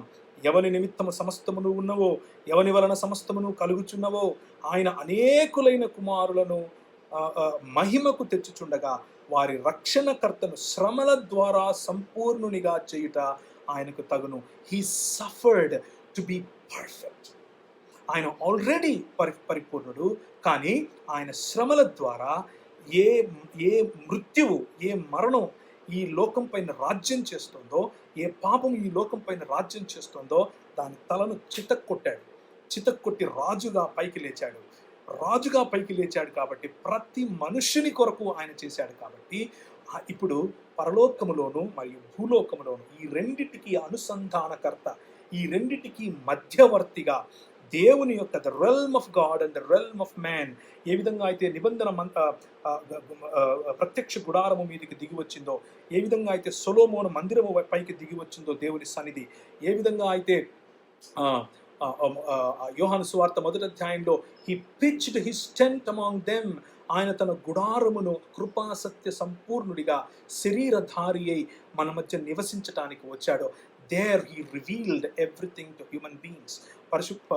ప్రజలందరికీ కూడా ఆయన అన్వీల్ చేశాడు. కప్పబడి ఉన్నది ఆయన తీసివేసి, ఇదిగో my purpose is for me to live with you, మీతో కలిసి జీవించటం. ఆయన తన స్వకీయుల యొద్దకు వచ్చారు, వారు ఆయనను స్వీకరించలేదు. సమస్త జనుల కోసం ఆయన తన ప్రాణమును పెట్టి అందరినీ కూడా ఆయన he wants to sum both the worlds together. ఆ సిచ్యువేషన్ ఒక్కసారి జ్ఞాపకం చేసుకోండి. నువ్వు నేను యేసుక్రీస్తు ప్రభువుతో పునరుత్థానం చెందినటువంటి ఈ శరీరములతో నిత్యము జీవిస్తాం. What do we do? మనం ఏం చేస్తాం? సేద్యపరుస్తాం, సంరక్షిస్తాం. ఆదికాండం 2వ అధ్యాయంలో చెప్పినట్లుగా we will work, we will build, construct and make things right along with Jesus. ఇంకా పునరుత్థాన శరీరం రాలేదు. మనం ఇప్పుడు నూతన సృష్టి కాబట్టి నేను ఆ నూతన సృష్టి అన్నటువంటి ఆ ఫోకస్లో మాట్లాడుతున్నాను, పునరుత్థాన శరీరం గురించి కాదు. నూతన సృష్టి అయినటువంటి మనం ఆయనతో కలిసి సేద్యపరచడానికి, ఆయనతో కలిసి సంరక్షించటానికి మనల్ని ప్రభువు పిలిచాడు. ఇది స్వాతంత్రంతో కూడినటువంటి జీవితం. Being true human or transforming your selves into true human, నిజమైనటువంటి మనిషిగా, దేవుని స్వరూపము కలిగినటువంటి, దేవుని యొక్క పోలిక కలిగినటువంటి, కుంటుబాటు లేనటువంటి దేవుని పోలికలోనికి మార్చబడటమే. దాన్ని మనం ఏమంటాము అనంటే రూపాంతరము చెందటం, యేసుక్రీస్తును పోలి జీవించడం, యేసుక్రీస్తును పోలి ఈ ప్రపంచము పైన విలువలతో కూడినటువంటి రాజ్యమును చేయటం. మీరు పని చేసే చోట, మీరు వ్యాపారం చేసే చోట, మీ ఉద్యోగంలో, మీ ఇంట్లో, మీ కుటుంబాలలో, మీ రిలేషన్షిప్స్లో బీ యాటిట్యూడ్స్. యేసు ప్రభువు చెప్పినటువంటి ధన్యతలకు సంబంధించినటువంటి గుణ లక్షణాలు, యేసు ప్రభువు చెప్పినటువంటి see how consistent the word of God is. ఇందులో ఏ అరమరికలు లేవు, చాలా ప్లెయిన్గా చదివితే అర్థమయ్యేటటువంటి అంశాలు. యేసుక్రీస్తు ప్రభువులో రాబో లోకమును మనకు లోబరిచాడు. దూతలకు లోబరచలేదు, మనకు లోబరిచాడు. రాబో లోకం ఎలా వర్కౌట్ అవుతుంది? నువ్వు నేను ఇప్పటి నుండి ఆ విలువలను స్ప్రెడ్ చేస్తూ ఉన్నప్పుడు. గత 2000 సంవత్సరాలుగా క్రైస్తవ సముదాయం ఇదే చేస్తూ వచ్చింది. లేని మానవ విలువలను తీసుకొని వచ్చింది, కోల్పోయినటువంటి స్త్రీ విలువలను తీసుకొని వచ్చింది, కోల్పోయినటువంటి విద్యా విలువలను తీసుకొచ్చింది. కొందరికే విద్య అని, లోకం అంటే అందరికీ విద్య అని మనం అన్నాం. కొందరే దేవునికి పిల్లలు అని అంటే అందరూ దేవునికి పిల్లలే అని మనం అన్నాం. కొందరే చచ్చిపోతే దాన్ని ఏమంటారు, ఒక కులంలో పుట్టిన కారణంగా వారు దైవ సమానులు అని అంటే అలా కాదు, ప్రతి ఒక్కరూ దేవుని స్వరూపంలో ఉన్నారు అని అన్నాం. ఇలా ప్రతి ఒక్క విషయంలో కూడా మనము అంటే క్రైస్తవ సముదాయము దేవుని యొక్క రాజ్యమును, దేవుని రాజ్యములో ఉన్న స్వాతంత్రమును, joy in the Holy Spirit, పరిశుద్ధాత్మనందరి ఆనందమును ప్రకటిస్తూ వచ్చాం. ఈ సువార్త, యేసు నాకు రాజు అన్నటువంటి సువార్త. ఈ సువార్త ఆయనను పోలి నేను నూతన సృష్టి అన్నటువంటి సువార్త. నూతన సృష్టి అయి నూతనముగా రాబోయే లోకమును స్వతంత్రించుకోవటానికి కావలసినటువంటి బాధ్యతాసహితమైనటువంటి సువార్త మనం నమ్మిన ఎడల ప్రభు మనల్ని మరింతగా ఆశీర్వదిస్తాడు. ఆయన రైచియస్నెస్, ఆయన చేసినటువంటి ఒడంబడికకు ఆయనకున్నటువంటి నిబద్ధత, ఆయన he's faithful for what he promised. His promise is to bless every nation. ప్రతి జనాంగమును ఆయన ఆశీర్వదించటానికి ఆయన వాగ్దానం చేశాడు. ఆ వాగ్దానమును ప్రభు అయిన యేసు క్రీస్తును ద్వారా ఆయన స్థిరపరిచాడు. ఆయనలో ఉండటం కారణంగా మనకు కూడా ఆ వాగ్దానములో మనల్ని ఆయన నీతిమంతులుగా, అంటే ఆయన వాగ్దానము యొక్క ఫలముగా మనల్ని కూడా తీర్చిదిద్దాడు. 16వ వచనం 21వ అధ్యాయం. ఆ పట్టణపు ఏ పట్టణం గురించి మాట్లాడుతున్నారు? 21వ అధ్యాయము ప్రకటన గ్రంథంలో మనం చూసినట్లుగా క్రొత్త ఆకాశము క్రొత్త భూమి, ఆ క్రొత్త ఆకాశము క్రొత్త భూమిలో ఒక పరిశుద్ధమైనటువంటి యెరూషలేము పట్టణము. ఆ పట్టణపు ప్రాకారము 12 పునాదులు గలది. ఆ పట్టణము దేవుని మహిమ గలదై పరలోకములో నుండి దిగి వచ్చటం మనం చూస్తాం. ఆ పట్టణములో ఏ దేవాలయము నాకు కనబడట్లేదు. The religion that you want to follow will not be there in the new heavens and new earth. నూతన ఆకాశము మరియు నూతన భూమిలో నువ్వు పోట్లాడేటటువంటి ఆ మతం ఉండదు సోదరుడు. దేవాలయం ఉండదు. ఏముంటుంది అని అంటే, ఏ దేవాలయమును నాకు కనబడలేదు. సర్వాధికారి అయిన దేవుడకు ప్రభువును గొర్రెపిల్లయు దానికి దేవాలయమై ఉన్నారు. We will be gazing at this triune God. పరిశుద్ధాత్ముని యొక్క తండ్రి కుమార పరిశుద్ధాత్ముడు అన్నటువంటి త్రియేక దేవుని యొక్క సన్నిధిలో మనము బ్రతుకుతాం. దాన్ని మనం ఏమంటున్నాం? నూతన ఆకాశము నూతన భూమి అని పిలుస్తున్నాం. ఆ పట్టణంలో ప్రకాశించుటకు సూర్యుడైనా చంద్రుడైనా దానికి అక్కరలేదు. దేవుని మహిమయే దానిలో ప్రకాశించుచున్నది. గొర్రెపిల్లయే దానికి దీపము. జనములు దాని వెలుగునందు సంచరించెదరు. జనములు అన్న చోట ఎత్తనే, లేకపోతే రాజ్యములు అని మనం అర్థం చేసుకోవచ్చు. రాజ్యములను మనం దానిలోనికి ప్రవేశింపచేయాలి. తమ మహిమను, భూరాజులు తమ మహిమను దానిలోనికి తీసుకొని వస్తారు. 24వ వచనం. భూరాజులను ప్రభావితం చేసేటటువంటి పరిచర్య మనం చేస్తున్నామా అని ఆలోచించాలి. అక్కడ రాత్రి లేనందున దాని గుమ్మములు పగటి వేళ ఏమాత్రము వేయబడవు. జనములు తమ మహిమను ఘనతను దానిలోనికి తీసుకొని వస్తారు. భూరాజులు మోసుకొని వస్తారు, జనములు మోసుకొని వస్తారు. మనము ఒక రాజ్యముగా కట్టబడతాం. ఆ రాజ్యమును తండ్రికి నూతన భూమి నూతన ఆకాశంలో తండ్రికి బహుకరిస్తాడు ప్రభు అయిన యేసుక్రీస్తు. ఆ రాజ్యమును గురించినటువంటి సువార్తను మనం ప్రకటించాలి.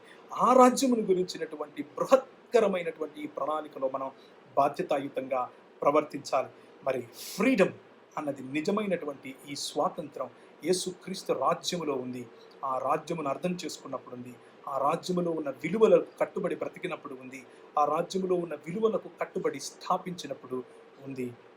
I hope I tried to communicate what I wanted to for all of you. ఈరోజు మీరు ఈ రాజ్యానికి సంబంధించినటువంటి ప్రతినిధులుగా జీవిస్తున్నారు అని నమ్ముతున్నాను. Over to brother.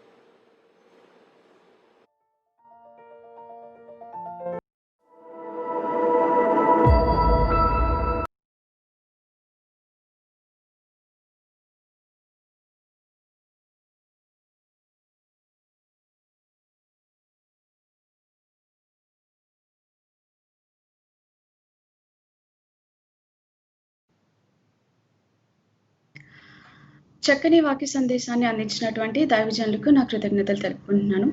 ఇండీడ్ గత కొన్ని సంవత్సరాలుగా మనం వింటున్న ప్రసంగాలు ఏవైతే ఉన్నాయో, గాడ్స్ కింగ్డమ్ లేదా ఇటర్నిటీ అంటే హెవెన్ అండ్ హెల్ కాన్సెప్ట్కి మాత్రమే లిమిటెడ్ అయింది. కానీ God's kingdom or eternity is something beyond the heaven and hell concept. Indeed దేవుని ఈ భూమి మీదనే మనం దేవుని తెలుసుకొని దేవుని రాజ్యాన్ని, దేవుని విలువలు కలిగిన రాజ్యాన్ని ఇక్కడ స్థాపించడం, అలాగే మనం చనిపోయి రూపాంతరం చెంది మహిమ శరీరాన్ని ధరించి ఈ భూమి మీదనే దేవుని రాజ్యాన్ని ఏలడం అని ఒక అద్భుతమైన వివరణ ఇచ్చారు. Thank you so much brother for this wonderful sermon. Now let's move on to our next segment. We have a question hour now. మన మధ్యలో కొన్ని క్వశ్చన్స్ ఉన్నాయి. మరి వాటికి సమాధానం ఇవ్వాల్సిందిగా నేను బ్రదర్ ప్రవీణ్ పగడాల గారిని కోరుతున్నాను. I invite brother Praveen Pagadala garu to this Q&A session. Sure. Thank you sister. Thank you so much brother for joining us. మరి మొట్టమొదటిగా అందరికీ ఉన్న క్వశ్చన్ ఏంటంటే, మీరు చెప్పిన ప్రసంగం తర్వాత can't we go to heaven అన్న క్వశ్చన్ అందరి మైండ్స్లో ఉంది. So what do you have to say about it? Sure, it's a legitimate question because కొన్ని వందల సంవత్సరాలుగా మనము ఈ భూమి అంతా కూడా ఇది మాయలోకము, ఈ మాయలోకాన్ని విడిచిపెట్టేసి ఇక్కడ ఉన్నటువంటి కరప్షన్, ఇక్కడ ఉన్నటువంటి రోగము, ఇక్కడ ఉన్నటువంటి వైరస్, ఇక్కడ ఉన్నటువంటి బ్యాక్టీరియా, ఇదేది కూడా లేనటువంటి ఒక సుందరమైన ఒక మంచి ప్రదేశానికి మనం వెళ్ళబోతున్నాం. అక్కడ సూర్యుడు ఉండడు, చంద్రుడు ఉండడు, అక్కడ బంగారపు దాన్ని ఏమంటారు రోడ్స్ ఉంటాయి, లేకపోతే నా తండ్రి ఇంట్లో చాలా ఇల్లు ఉంటాయి, ఆ ఇంట్లో మనం ఉండొచ్చు, ఒక బంగ్లా ఉంటుంది, ఒక పెద్ద ఈజీ చైర్లో కూర్చోవచ్చు, మనకు వచ్చి అన్ని సదుపాయాలు వచ్చి తీసుకొచ్చి ఇస్తూ ఉంటారు అని చెప్తే ఎవరైనా సరే అదే నమ్మాలని ఆశపడతారు. అందులో ఇబ్బంది ఏమీ లేదు. అయితే బైబిల్ గ్రంథము ఈ కరప్షన్ పోవడం గురించి మాట్లాడుతోంది. దేవుని యొక్క సృష్టిలో మనకిచ్చినటువంటి బాధ్యతను ఆ కవనెంట్లో దేవుని యొక్క అధికారము క్రింద సబ్ అథారిటీగా, లేకపోతే దేవుని యొక్క సార్వభౌమాధికారంలో సబ్ అథారిటీగా, దేవుని కంటే కొంచెం తక్కువ అధికారం కలిగినటువంటి, సృష్టి యావత్తు పైన అధికారం కలిగినటువంటి వ్యక్తులంగా దేవుడు మనల్ని నిర్మించినప్పుడు ఆ అధికారం దేవదూతలలో ఎవరికి ఇవ్వకపోయినప్పటికీ మనం ఆ దేవదూతలకు, లేకపోతే వారు నాటినటువంటి విలువలకు దాసోహం అయిపోయి బానిసత్వంలోనికి వెళ్ళిపోయిన కారణంగా కోల్పోయినటువంటి మహిమ, కోల్పోయినటువంటి కిరీటము, కోల్పోయినటువంటి సహవాసం, కోల్పోయినటువంటి దాన్ని ఏమంటారు ఆధిపత్యం కారణంగా కొని తెచ్చుకున్నటువంటి కరప్షన్, కొని తెచ్చుకున్నటువంటి మృతం, కొని తెచ్చుకున్నటువంటి మన పాపము కారణంగా పర్యవసానముగా వచ్చినటువంటి మృత్యువు అన్న దాన్ని దేవుడు, లేకపోతే ప్రభువైన యేసుక్రీస్తు సిలువ మీద యాగము చేసి దానిని చంపివేశాడు, చావుకు చావు చూపించాడు అన్నది నేను ఇంతవరకు మనం మాట్లాడుకున్న దాంట్లో చూసాం. సో ఇప్పుడు మిగిలింది ఏమిటి అని అంటే the renovation or the renewal of his creation. ఆయన చేసినటువంటి సృష్టి పైన ఆయన ప్లాన్ ఏలో ఏ విధంగా అయితే ఇది మంచిది అని చెప్పి దానిపైన అధికారిగా సబ్ అథారిటీగా మనిషిని ఉంచాడో దానిని ఉంచటమే.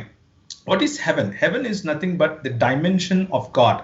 హెవెన్ ఈస్ మన దగ్గర వేరే పదం లేదు కాబట్టి వాడాల్సినటువంటి పదము ప్లేస్, లేకపోతే God created time, space and matter. ప్రభువు సమయాన్ని, ప్రదేశాన్ని మరియు పదార్థాన్ని క్రియేట్ చేశాడు. చేసిన ఆ పదార్థము, సమయము మరియు ఈ ప్రదేశాన్ని మంచిది అని అన్నాడు. So now all of a sudden if the Christians అందరూ ఒకరోజు ఉదయం వచ్చి ఈ పదార్థము, ఈ సమయము, ఈ ప్రదేశము అంతా కూడా పాపభూయిష్టమైనది, ఇదంతా కూడా మృతతుల్యమైనది కాబట్టి దీన్ని విడిచిపోయి సమయం లేని చోటికి, పదార్థం లేని చోటికి, ప్రదేశం లేని చోటికి మనం వెళ్ళిపోతాం అని చెబుతుంటే దాన్ని ప్లెటోనిజం అని అంటారు. అది నేను that is what I try to explain. కానీ పౌలు చెప్పినటువంటి మనకు ఇచ్చినటువంటి లేదా బైబిల్ గ్రంథం చెప్పేటటువంటి పరలోకం అంటే ఏంటంటే we do go to heaven. I'm not saying that we do not go to heaven. We do go to heaven, but the idea of heaven in our minds is different from the idea of the heaven that Bible teaches. Bible చెప్పేటటువంటి పరలోకానికి, మన మనసుల్లో మనం ఉంచుకున్నటువంటి పరలోకానికి, విఠలాచార్య సినిమాల్లో చూపించే పరలోకానికి తేడా ఉంది. విఠలాచార్య సినిమాల్లో పరలోకం నేను ఎందుకంటున్నానంటే రంభా, ఊర్వశి, మేనకలు, తిలోత్తములు డాన్స్ చేస్తూ ఉంటే, లేకపోతే ఇంకా వేరే గ్రంథాల్లో చెప్పినట్లుగా మనము జలపాతాల దగ్గర కూర్చుని అలా ఆనుకుని కూర్చుని ఉంటే, ఎవరో వచ్చి మనకు నీళ్లు పోస్తూ ఉంటే, మనం తాగుతూ ఉంటే, సంతోషపడుతూ అక్కడ పళ్ళు కోసుకొని తింటూ ఉంటే, ఇలాంటి ఆలోచనలు మనకు వచ్చే అవకాశం ఉంది. వేరాస్ ప్రకటన గ్రంథంలో ఉన్నటువంటి 21, 22 అధ్యాయాలు ప్రాముఖ్యంగా పరలోకం గురించి, 5వ అధ్యాయము అలాగే 1వ అధ్యాయం కూడా పరలోకం గురించి, అక్కడ ఉన్నటువంటి రియాలిటీస్ గురించి చాలా స్పష్టంగా చెప్పినటువంటి దాఖలాలు మనకు కనిపిస్తాయి. 21వ అధ్యాయం ఏం చెప్తుంది? అంతటా నేను క్రొత్త ఆకాశమును క్రొత్త భూమిని చూచితిని, మొదటి ఆకాశము మొదటి భూమియు గతించిపోయెను, సముద్రమును ఇక లేదు, మరియు నేను నూతనమైన యెరూషలేము అను ఆ పరిశుద్ధ పట్టణమును తన భర్త కొరకు అలంకరించుకొనబడిన పెండ్లి కుమార్తె వలె సిద్ధపడి పరలోకమందున్న దేవుని యొద్ద నుండి దిగి వచ్చుట చూచితిని. మనమేమంటున్నామంటే ఎక్కిపోదాం అంటున్నాం. దేవుని వాక్యం ఏం చెప్తుంది అని అంటే సిద్ధపడినటువంటి ఆ నూతన పట్టణము, నూతన యెరూషలేము దిగి వస్తుంది అని దేవుని వాక్యం చెప్తుంది. So it is what I'm trying to say is the resurrection, study about the resurrection, పునరుత్థానమును గురించి కొంచెం అర్థం చేసుకుంటే, పునరుత్థానంలో మనకు వచ్చేటటువంటి శరీరము అది మృత తుల్యమైన శరీరం కాదు. We will not die again. When we die here now we do go to a place called paradise. మనకు నేడు నీవు నాతో కూడా పరదైసు నందు అని ప్రభువైన యేసుక్రీస్తు శిలువలో చెప్పాడు. సో పరదైసు అన్న ప్రదేశాన్ని గార్డెన్ అని పిలుస్తారు. బేసిక్ పరదైస్ అన్న పదము ఒక ఫార్సీ పదం. ఆ ఫార్సీ పదము బబులోన్ ప్రాంతం నుంచి వచ్చినటువంటి పదం. ఆ పదాన్ని ప్రభువైన యేసుక్రీస్తు వాడారు. ఆ పరదైస్ అన్నటువంటి పదాన్ని ఇంగ్లీష్ లో ప్యారడైజ్ అని కూడా పిలుస్తారు. మా ఊర్లో ప్యారడైజ్ అంటే ఒక హోటల్. సో పదాలు ఎలా మారుతాయి అని చెప్తున్నాను. హెవెన్ అంటే ఇప్పుడు మనకు ప్యారడైజ్ హోటల్ లాగా కనిపిస్తుంది. So that is not what heaven is what I'm trying to సే.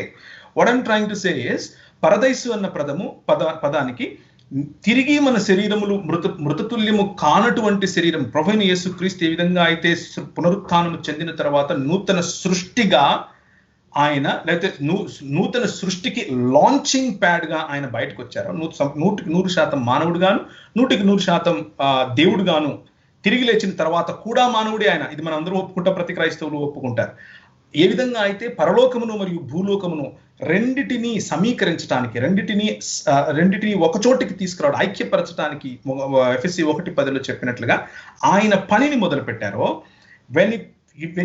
దేవుని యొక్క సృష్టి యావత్తును ప్రభువైన యేసుక్రీస్తు తన శరీరమందు ఆయన 100% మనుష్యుడిగాను 100% దేవునిగాను, అంటే the realm of God uniting with the realm of man is what heaven is, or the realm of God uniting with the realm of man is where God dwells. దేవుడు అక్కడ ఉంటాడు. So the dimension of God is heaven, the dwelling place of God is heaven. మనకు పదం లేక ఆ పదం వాడుతున్నాడు, place అన్న పదం అనేది కొంచెం జ్ఞాపకం ఉంచుకోవాలి. సో స్కైస్ అని కూడా దాన్ని మనం ఆకాశములు అని దాన్ని మనం తర్జుమా చేసుకోవచ్చు. So it is where God dwells, but at the same time God is omnipresent. దేవుడు అన్ని చోట్ల ఉంటాడు.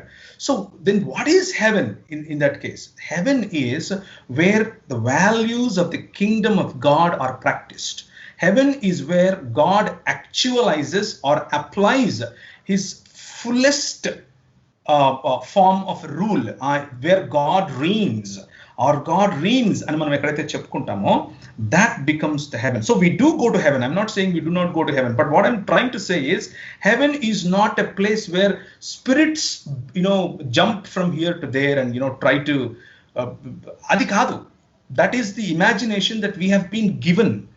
But the actual thing that God's word says is it's resurrected bodies dwelling together with God, knowing God, seeing God, enjoying his presence, and to be fully human.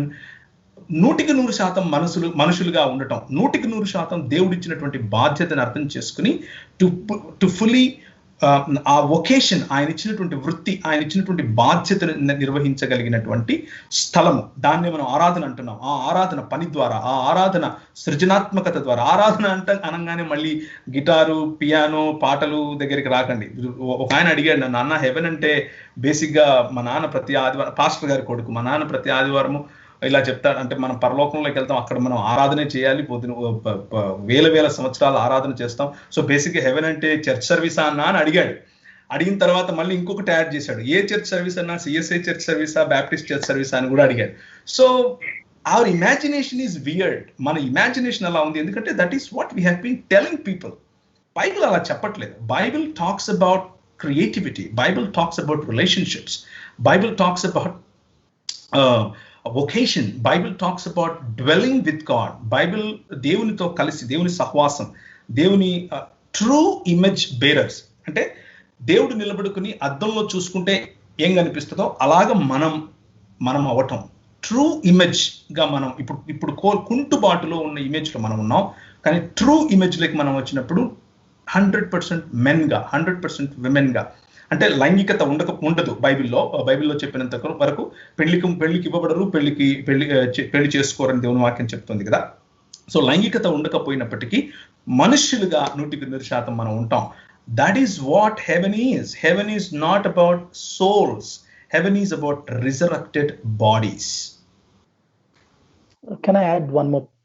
Yes, please brother, go ahead. Please go ahead. So, yeah, brother, thank you so much for your wonderful presentation, brother. So, what exactly VGNG is, ఇదే ఈ మోటోతోనే మేము work చేస్తా ఉన్నాం, Kingdom build చేయాలన్న దాని మీద. So, brother మనకు already explanation ఇచ్చారు. అదేంటంటే హెవెన్ అని అన్నప్పుడు మనం వెళ్ళము అనేది కాదు అనేది చాలా క్లియర్గా మనకి చెప్పారు అది. సో, బ్రదర్ చెప్పిన టాక్లో మీరు ఎక్కడ ఎవరు మిస్అండర్స్టాండ్ చేసుకోవద్దు, వెళ్ళము అని అనట్లేదు. కాకపోతే ఆ heaven is coming down. So new Jerusalem is coming down from the heaven, అది న్యూ ఎర్త్ మీదకి వస్తుంది. So then what about heaven అనడానికి ఒక క్వశ్చన్ వచ్చింది కాబట్టి I just want to read it from ప్రకటన గ్రంథము 6వ అధ్యాయము, రెవల్యూషన్ చాప్టర్ 6 వర్స్ 10 and 11 నేను చదువుతాను. ఆత్మ బలిపీఠం క్రింద ఉన్న ఆత్మలా ఉన్నాయి, వారు నాదా సత్యస్వరూపి పరిశుద్ధుడా, ఎన్నాక మాకు తీర్పు తీర్చక మా రక్తము నిమిత్తము భూనివాసులకు అండర్లైన్ భూనివాసులకు ప్రతిదండన చేయకుందు అని బిగ్గరగా కేకలు వేసిరి. అప్పుడు తెల్లని వస్త్రంలో వారిలో ప్రతి వానికి ఇవ్వబడును, మరియు వారి వలె చంపబోవారు వారి సమూహ దాసుల యొక్కయు సహోదరుల యొక్కయు లెక్క పూర్తి అయ్యే వరకు ఇంకా కొంచెం కాలం విశ్రమింపవాలని వారితో చెప్పను. ఇంకా కొంచెం కాలం వెయిట్ అని అంటాను. సో నేను రైల్వే స్టేషన్లోకి వెళ్ళినప్పుడు, రైల్వే స్టేషన్లో కూర్చున్నప్పుడు అదేంటో ఒక వెయిటింగ్ రూమ్ పెడతాడు. ఆ వెయిటింగ్ రూమ్లో అంటే నా ట్రైన్ వస్తుంది, ఈ లోపల ఏమంటాడంటే వెయిట్ అని అంటాడు. సో ఒక రకంగా చెప్పాలంటే heaven is a waiting room. So నా ఎటర్నిటీ నేను ఎక్కడ స్పెండ్ చేస్తున్నానంటే it's in the new earth. అది బైబిల్ చాలా స్పష్టంగా మాట్లాడుతుంది. Thank you so much, Brother Praveen and Alafanna, for this beautiful explanation concerning heaven. So we have the second question. Moving on. Question ఏంటంటే, brother, can you please explain what exactly righteousness and the kingdom of God means in Matthew 6:33? మత్తయి సువార్త 6వ అధ్యాయం 33వ వచనంలో చెప్పబడినట్లు, మొదట నా నీతిని నా రాజ్యాన్ని వెతకండి అని ఉంటుంది. సో అక్కడ ఎగ్జాక్ట్లీ నీతి అంటే ఏంటి, దేవుని రాజ్యం అంటే ఏంటి అన్న దానికి కరెక్ట్ ఎక్స్ప్లెనేషన్ ఇవ్వగలరా? Right, sure. మత్తయి సువార్త 6వ అధ్యాయాన్ని సందర్భంలో గనక చదివినట్లయితే మనము 6వ అధ్యాయము ఈ విధంగా మనకు మొదలవుతుంది. మనుషులకు కనబడవలనని వారి ఎదుట మీ నీతి కార్యములు చేయకుండా జాగ్రత్త పడండి, లేని ఎడల లోకమందున మీ తండ్రి యొద్ద మీరు ఫలం పొందరు అని చెప్తూ 5వ అధ్యాయంలో మరియు మీరు ప్రార్థన చేయనప్పుడు వేషధారుల వరే ఉండకుండా అంటూ లోకంలో ఉన్నటువంటి మర్యాద, ఈ లోక మర్యాదను గురించి చెబుతూ the ideology of this world is against the opposite of the ideology of the kingdom of God. దేవుని రాజ్య మర్యాదకు ఈ లోక మర్యాదకు ఉన్న వ్యత్యాసాన్ని ఇక్కడ ప్రభు చెప్తూ వస్తున్నాడు. వాళ్ళైతే ఇలా చేస్తారు, మీరు ఇలా చేయండి. వాళ్ళు ఇలా అడుగుతారు, మీరు ఇలా చేయండి. వాళ్ళు ఈ లోకంలో ఉన్నటువంటి ఏం తినాలో ఏం తాగాలో చూస్తారు, కానీ మీరు ఇలా చేయండి. వారికి నీతి అని అంటే ఏంటంటే ప్రజల దగ్గర నుంచి ప్రజలతో రైట్ గా ఉండటం, ప్రజల దగ్గర నుంచి శబాషీలు పొందటం. కానీ మీకు నీతి అని అంటే మీ పరలోకమందున్న తండ్రి మిమ్మల్ని ఏదైతే ఆయన వాల్యూ సిస్టంలో ఉందో అది. సో బేసిక్ గా నీతి అనగానే ప్రతిసారి మనము మారల్ కోడ్ ఆఫ్ కాండక్ట్ వైపుకు వెళ్ళే ప్రయత్నం చేస్తూ ఉంటాం, విచ్ ఈస్ ఆల్సో ట్రూ. అంటే మారల్ కోడ్ ఆఫ్ కాండక్ట్ కూడా అందులో ఉంది. వేరాస్ నీతిని వెతకటం అని అంటే God putting everything right. Right in the sight of God is what righteousness is. Righteousness అన్న పదానికి గ్రీకులో వాడిన పదమైన హీబ్రూలో వాడిన పదమైన రెండిట్లో కూడా ఒకే అర్థం. ఏంటి అని అంటే దేవుని దృష్టికి సరి అయినది అన్నదాన్నే రైచియస్నెస్ అని పిలుస్తారు, దాన్నే నీతి అని పిలుస్తారు. సో దేవుని రాజ్యమును ఆయన నీతిని వెతకటం అని అంటే ఇన్ దిస్ వరల్డ్, ఈ లోకంలో ప్రజలు ఈ లోక మర్యాద చొప్పున, ఈ లోక పోకడల చొప్పున ఇలా చేస్తున్నారు, కానీ మీ తండ్రి యొక్క మర్యాద చొప్పున మీరు చేయండి. You be the access or you be the medium to set this world right. పరిశుద్ధాత్ముడు మీకు ఇవ్వబడినప్పుడు పరిశుద్ధాత్ముడు ఈ లోకమును పాపము కొరకు నీతి కొరకు ఏం చేస్తాడు? He convicts us. ఎలా? త్రూ అస్.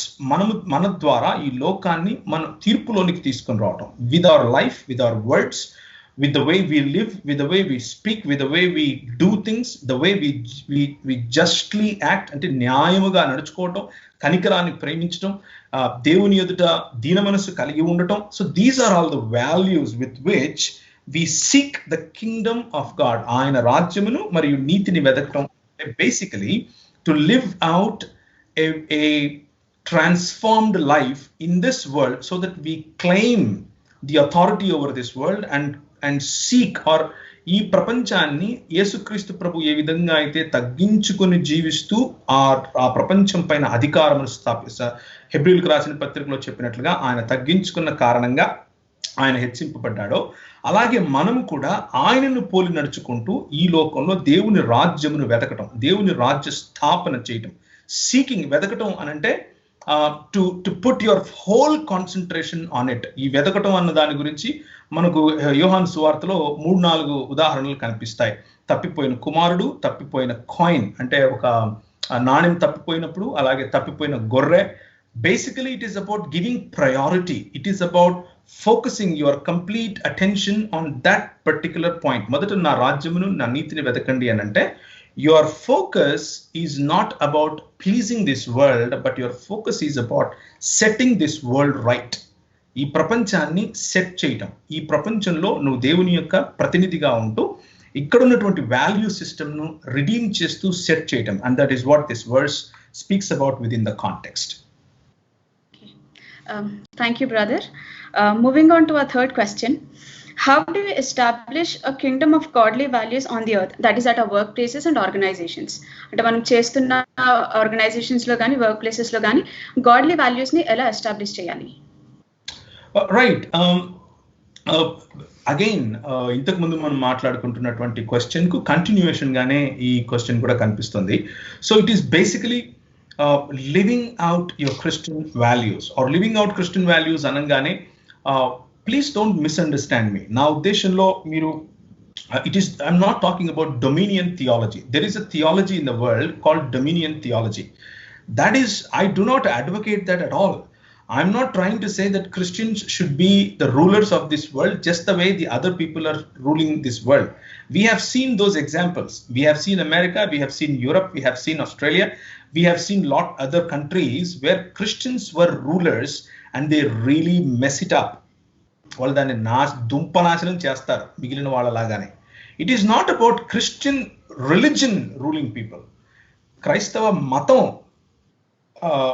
వాళ్ళ అధికారం జమాయించడం కోసం అన్నది నా ఉద్దేశం కాదు. That I do not advocate that, I'm against that. Actually నేనేం చెప్తున్నాను, నాకేం అర్థమైంది బైబిల్లో నుంచి అని అంటే, దేవుని దృక్పథము, దేవుని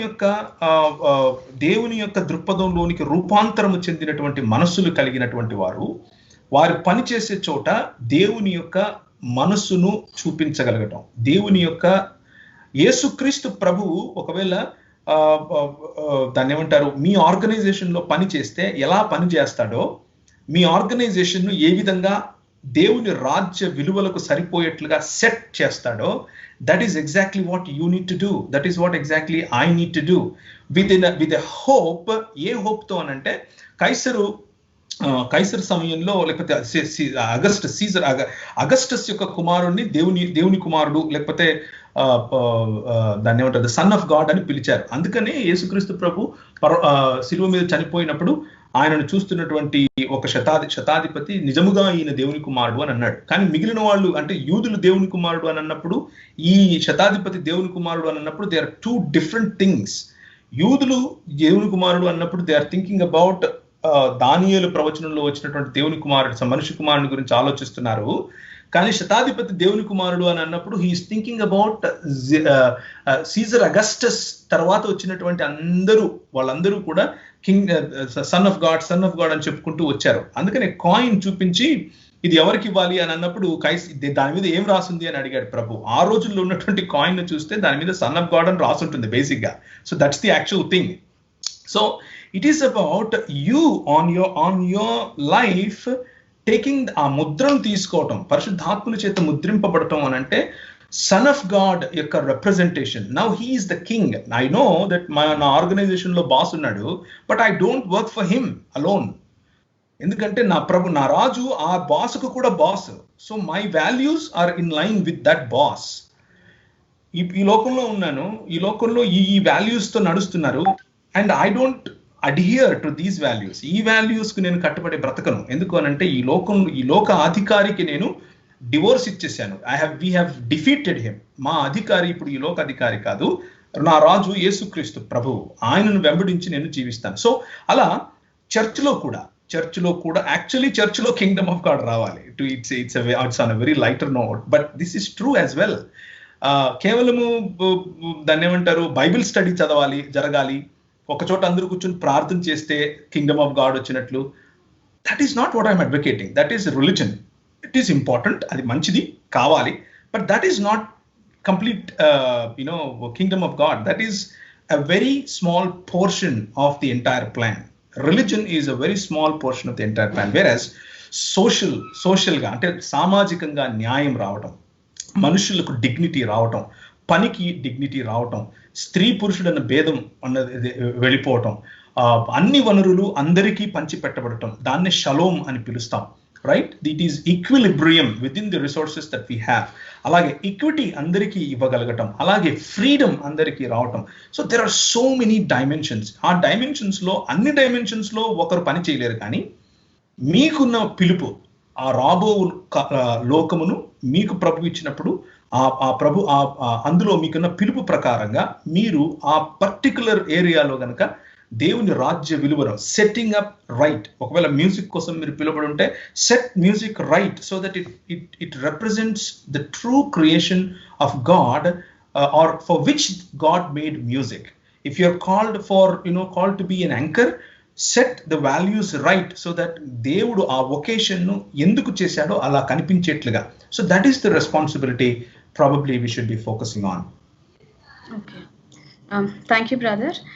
And we have another question. So indaka heaven gurinchi adigaru. So this question is concerning hell. So it says, should there also be a paradigm shift in our understanding of hell?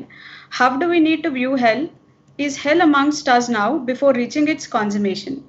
So hell gurinchi. Yeah, sure.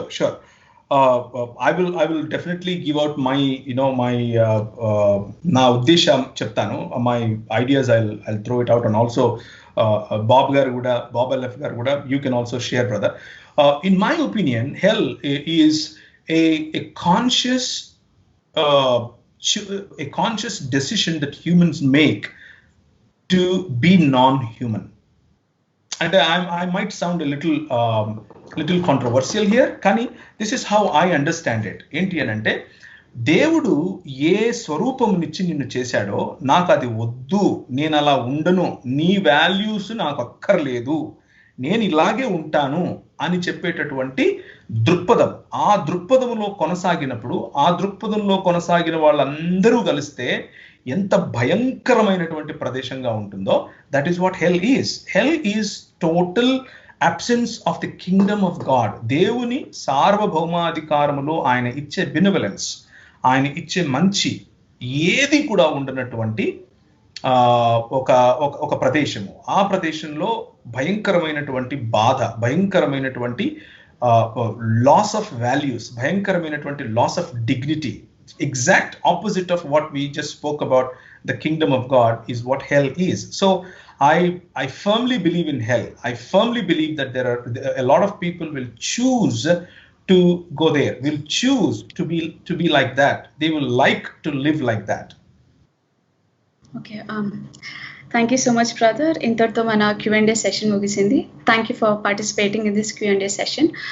ఈ సమయంలో brother యొక్క ప్రార్థన ద్వారా ఈ live programme ని మనం ముగించుకుందాం. Sure. Yeah, let's pray. ప్రభా, నీకు స్తోత్రం నాయనా, నీ పాదాల సన్నిధికి వస్తున్నాము. నీ వాక్యంలో ఉన్నటువంటి కొన్ని విషయాలను, ముఖ్యంగా నీ రాజ్యమును గురించి, నీ నీతిని గురించి, నీ యొక్క సార్వభౌమాధికారమును గురించి, నీ రాజ్యం వెళ్ళేటటువంటి పద్ధతిని గురించి చూసుకున్నాం. అలాగే ప్రభా, మా సహోదరులు అడిగినటువంటి ప్రశ్నలకు బైబిల్లో నుండి కొన్ని చాలా సంక్షిప్తంగా అయినా సరే కొన్ని ప్రభా అర్థం చేసుకునే ప్రయత్నం చేశాం. ప్రభా, మా ఆలోచనల్లో మార్పు, మా ఆలోచనల్లో తప్పును తీసివేసి కేవలము సత్యాన్ని మాత్రమే నమ్మేట్లుగా మాకు కృపను దయచేయండి. ప్రభా, నీ రాజ్య విలువలకు ఒకవేళ వ్యతిరేకమైనటువంటి భావనలు కానీ, ఆ ఉద్దేశాలు కానీ మా మనసులో ఉంటే వాటిని మీరు తీసివేసి కేవలము మీరు చెప్పాలనుకుంటున్నటువంటి సరళమైన, సూటిగా ఉన్నటువంటి సందేశాన్ని మా మనసులో ఉంచమని, ప్రభా, కన్ఫ్యూజన్ లేకుండా కృపగలిగిన తండ్రి, మీరు చేస్తున్నటువంటి ఆ బృహత్ కార్యంలో మేము భాగస్థులముగా ఉండినట్లుగా మాకు సహాయం దయచేయండి. ప్రభా, కేవలము మేము ప్రభా చనిపోయి పరలోకం వెళ్ళాలి అన్నటువంటి ఆలోచనలో ఉన్న వాళ్ళమే కాకుండా మీ రాజ్యమును ఇక్కడికి తీసుకుని వచ్చేవారముగా, మీ రాజ్యము మీ శరీరంలో భాగముగా మీ భుజములపైన రాజ్యభారం ఉంది అన్న అంశాన్ని జ్ఞాపకం చేసుకుని మేము ఆ భుజములమని, మేము ఆ వారధులముగా మీ రాజ్యముని ఇక్కడ స్థాపించడానికి అవసరమైనటువంటి స్ఫూర్తిని, అవసరమైనటువంటి జ్ఞానాన్ని, అవసరమైనటువంటి శక్తిని దయచేయమని మీకే సకల మహిమ ఘనత ప్రభావాలు చెల్లిస్తూ, ఇంకా ఎన్నో ప్రశ్నలు ప్రభా మా మధ్యలో ఉన్నాయి.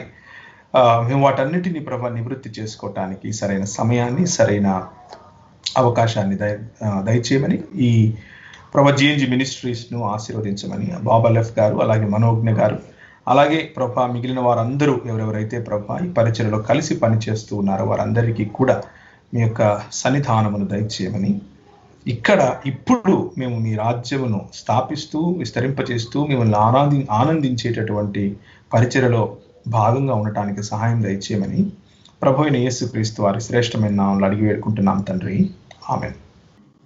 Thank you so much, Alafana, and thank you so much, Brother Praveen Pagdala gar, for giving us more insights into what Kingdom of God is. ఇంతటితో మన సెషన్ ముగిసింది. ఈ సెషన్లో పార్టిసిపేట్ చేసిన మీ అందరికీ నా కృతజ్ఞతలు. ఐఎమ్ ష్యూర్ ఈ సెషన్ ద్వారా మీ అందరూ బ్లెస్ అయ్యారని నేను నమ్ముతున్నాను. తిరిగి రేపు మళ్ళీ ఈ లైవ్ సెషన్లో మనం అందరం మీట్ అవుదాం. గుర్తుంచుకోండి, 7 PM on Facebook and YouTube live. అలాగే ఒక చిన్న విషయం గమనించాలని కోరుతున్నాను. రేపు అంటే 15th ఆగస్ట్ మన freedom 2020 think with in the box సిరీస్లో ఆఖరి సెషన్. దయచేసి ఎవరు మిస్ అవ్వకండి. మీ ఫ్రెండ్స్, మీ రిలేటివ్స్, అలాగే మీకు తెలిసిన వాళ్ళు ఎవరైనా ఉంటే వాళ్ళందరితో లింక్స్ని షేర్ చేయండి. అందరూ తప్పకుండా పార్టిసిపేట్ చేయండి. Once again, thank you for participating. I appreciate your participation. God bless you and good night. Thank you. Thank you.